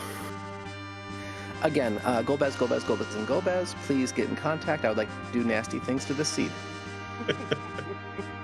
Yeah, you could sell all those Excals to pay their retainer. Well, for part of it, I think. It might be a quarter of their fee. So, yeah, it was... You really didn't run the seed badly. It just was a kind of a slog for you. Tell us about how you found the seed, especially kind of in the middle there. Well, my main point of contention was gear. Like, usually every seed I can gear up one character pretty well, but I really didn't find much of anything for anybody. No heroine robes, no power. I did find crystal rings, which I was happy with. I found glass hats, which I'm always happy to find. The Avenger was too expensive for my taste when I finally did get it. And I don't think I saw any clause for Yang, or I just totally overlooked it. So shopping and gear was my main sticking point. I think that tripped me up the most. And then Fading Ordeals did not do it this time around, and I pulled every trick in the book almost to avoid it. I tried being a little cheeky with the Lunar Subterranean Chap chest, but it wasn't cheeky enough, so I gave up on that, and doesn't look like I missed out on anything. And then after that, it was just hunting down where everything was. You know, I'm going here, it's like an hour in, hour 20 in, like, can't go in go mode, gotta still hunt for a key item just to go, and then once I got that tower key, I finally felt the floodgates open, and I could just finally start cranking out objectives.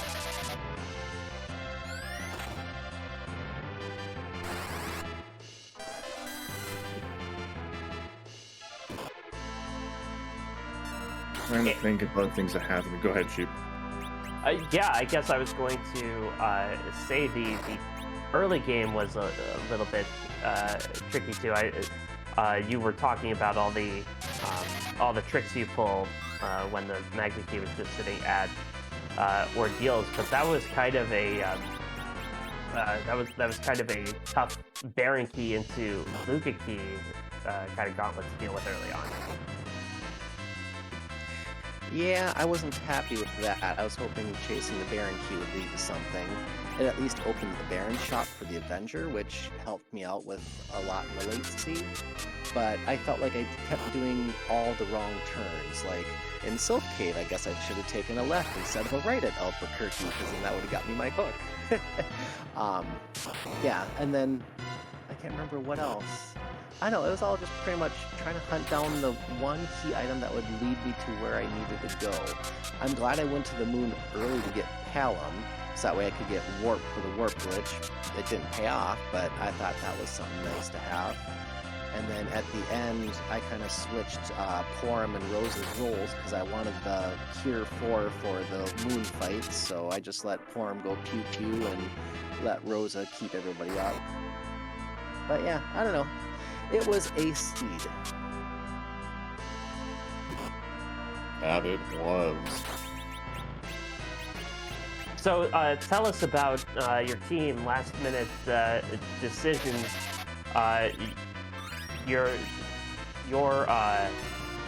performance. After you, it dropped to 1-1. What do you think of your team's performance overall? I'm always proud of my team. I'm excited to see what Starman's going to be able to do. They're going to be our trump card. I'm kind of middle of the pack, trying to do what I can. I don't know too much about Luth or Bardic Panda, but looking at the results today, it looks like it might be kind of close. So I'm hoping Bardic Panda can kind of bring us up one and give us a 2-1 lead.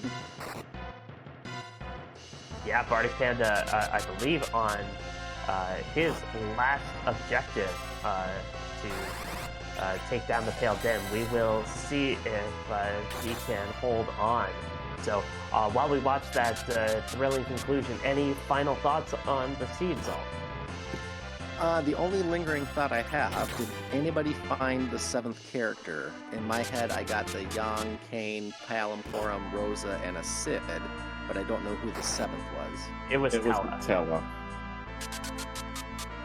Well, I already had Exit Mage for him, so I guess not a big loss. Yeah, it was a Tella from Hook. Yeah, and nobody checked the package, so it could have been from there too. Ah well, no big loss. I do love Atella in the start, just for exit and blink and stuff, but that late in the game is really not much you can do with him. All right, well, GG's once again, Zald, and we look forward to seeing you further down the road in this tournament. Thank you, and thank you to the Restreamer Scala for keeping everything held together with love and duct tape, and thank you to you too, to Vault and Sheep Launcher for keeping things interesting. Thank you to the trackers. Hopefully I wasn't too hard on you, and hope to see you all again next time.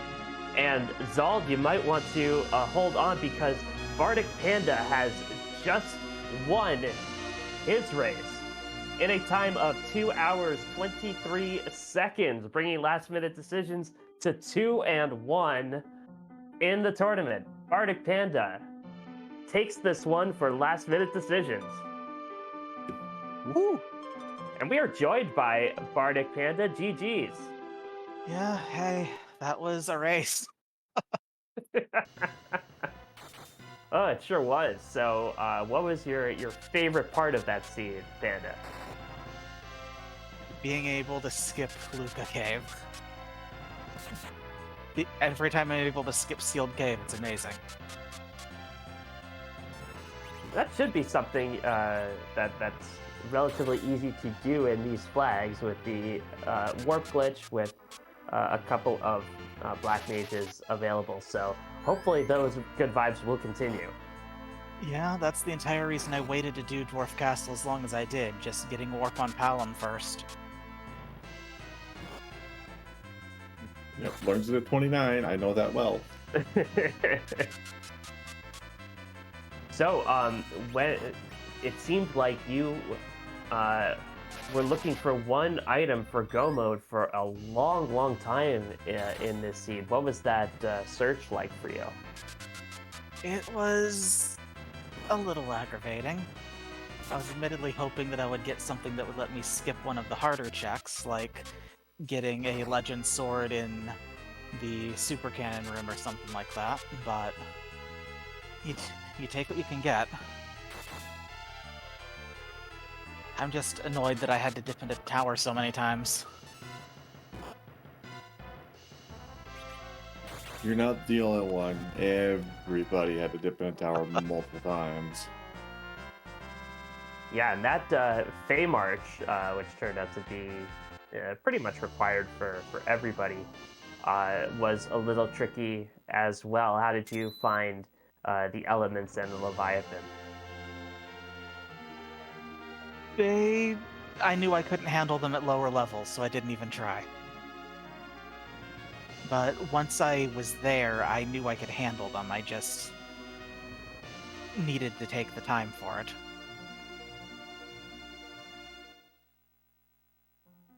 And just pause to note that Nitsi coming in at 2 hours, 3 minutes, 12 seconds. So Panda, you won by less than 3 minutes, and it was a really exciting race. So GG's to Nitsi. GG Nitsi. Honestly, when I messed up at the beginning and forgot to save before Wyvern, thought I was playing catch up the entire time. Yeah, that Wyvern at Fabul Castle, even with the Witchburn flag on, a nuke is still a nuke. It is, and I forgot to save before, so I thought I was playing catch up the entire time there.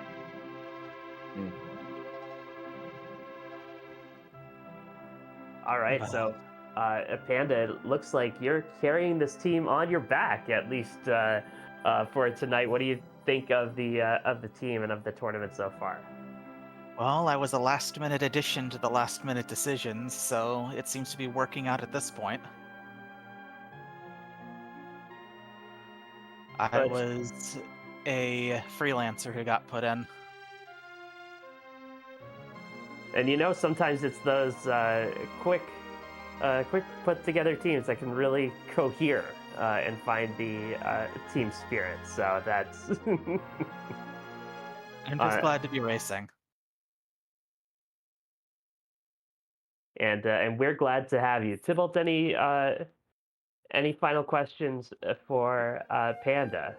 No, I think you pretty much covered it all. All right. All of you, I hope you have fun watching, and I will see you next time I race. Yeah, GG's to you, Panda, and congratulations to Last Minute Decisions on your 2-1 advantage in the first week of the Eblan Elixir League.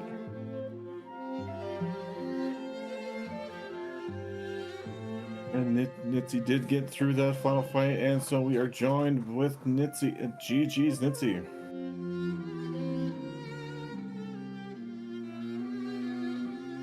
And if you're talking, something's not plugged in, or let's try now.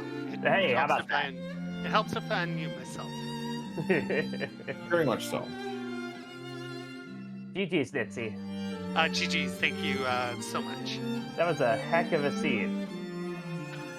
Yeah, I definitely could have run that a lot better than I ended up running it. I can definitely say that. Hey, GG's to the person who actually found the legend sword That and the was hook. I knew that I was far behind based on my early gameplay, so it was a really super low percentage play, but I said if I'm gonna possibly get back into it, maybe I spike the legend sword here in Eblan, as you guys were probably wondering, hey, why is Mitzi checking all these chests like an hour 45 in?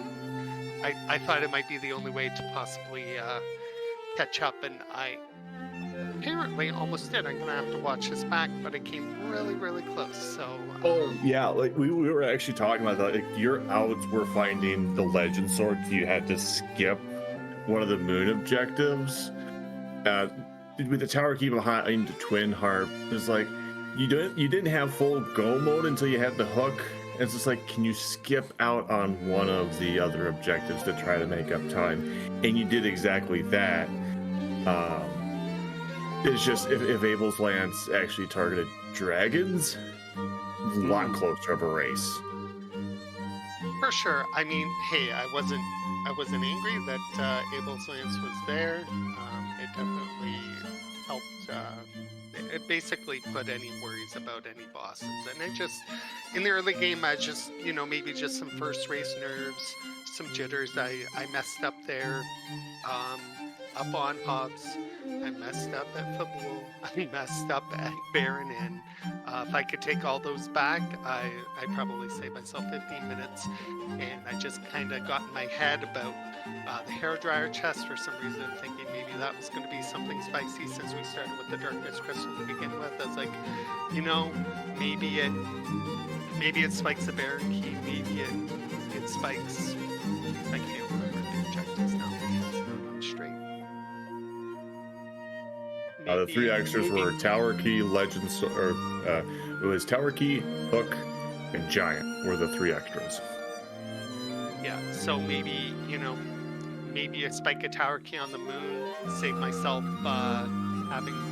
It was all about avoiding Babel, I thought, for myself at that point, because if I had to do that, I was definitely going to lose by a country mile. But I hope I made it exciting for everyone, and that's how you not run a race. So if anybody's looking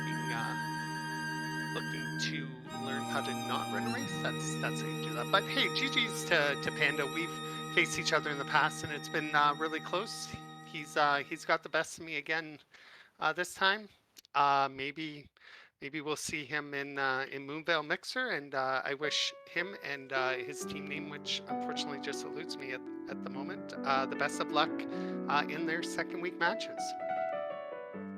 Yeah, and we'll wish you the best of luck too, Nitsi. Now, who on Bold Strategy you gonna turn to for the speech to kind of get your to get the determination to get back out there and compete again? It was really close, but Nightdew, our team leader of the Bold Strategy, he's really amazing and really awesome at this game, and we actually sat him this week, so hoping I'm not quite sure what we're going to do next week, who's going to be sitting out, but definitely get the captain into the game, and definitely looking to bounce back and have a win here in week 2. Again, amazing race. Thank you so much to yourself and to Sheep Launcher, to Scala, making sure there are no fires, and to both of our amazing trackers who I can't see who they were, but I'm sure that they were absolutely fantastic. Looks like Darth Plagal and Ikir. So thank you so much. I hope all my running around and nonsense made the buttons at least exciting to click for me. And we know that Engidate's cats are good for a motivational speech as well. Nipsey, GG's pleasure watching you, and we'll catch you the next time. GG's, thank you so much. Everyone have a wonderful evening and a wonderful weekend. All right, Sheep. Well, that is almost all the time of it is for us. But before we go, we're going to go ahead and give announcements for tomorrow's races. Tomorrow at 2 p.m. Eastern, we have Bimmy and Jimmy Eat World versus Rydia's Rebels, which consists of CS Radical versus Mr. JRPG and Plumeria Knight versus Saradin on the Free Enterprise Prime channel. And at 4 p.m. Eastern, we have We Wear Shorts in Winter versus What's the Big Ordeals? Myself versus Wreck-It89 and Berserk Badger, my teammate, versus their opponent, Thalgren. And then a bonus round at 9 p.m. Eastern, we have Neon Gray in the Unforced Errors versus Infinius in the Balnab Cricket Club. Yeah, the Balam Cricket Club is you can tell where Infinius is from Balam. Obviously, should be really fun races tomorrow at 2 p.m. Eastern, at 4 p.m. Eastern, at 9 p.m. Eastern. So there are your plans set up. But hey, there's another doubleheader race going on right now, and we're gonna take you over there.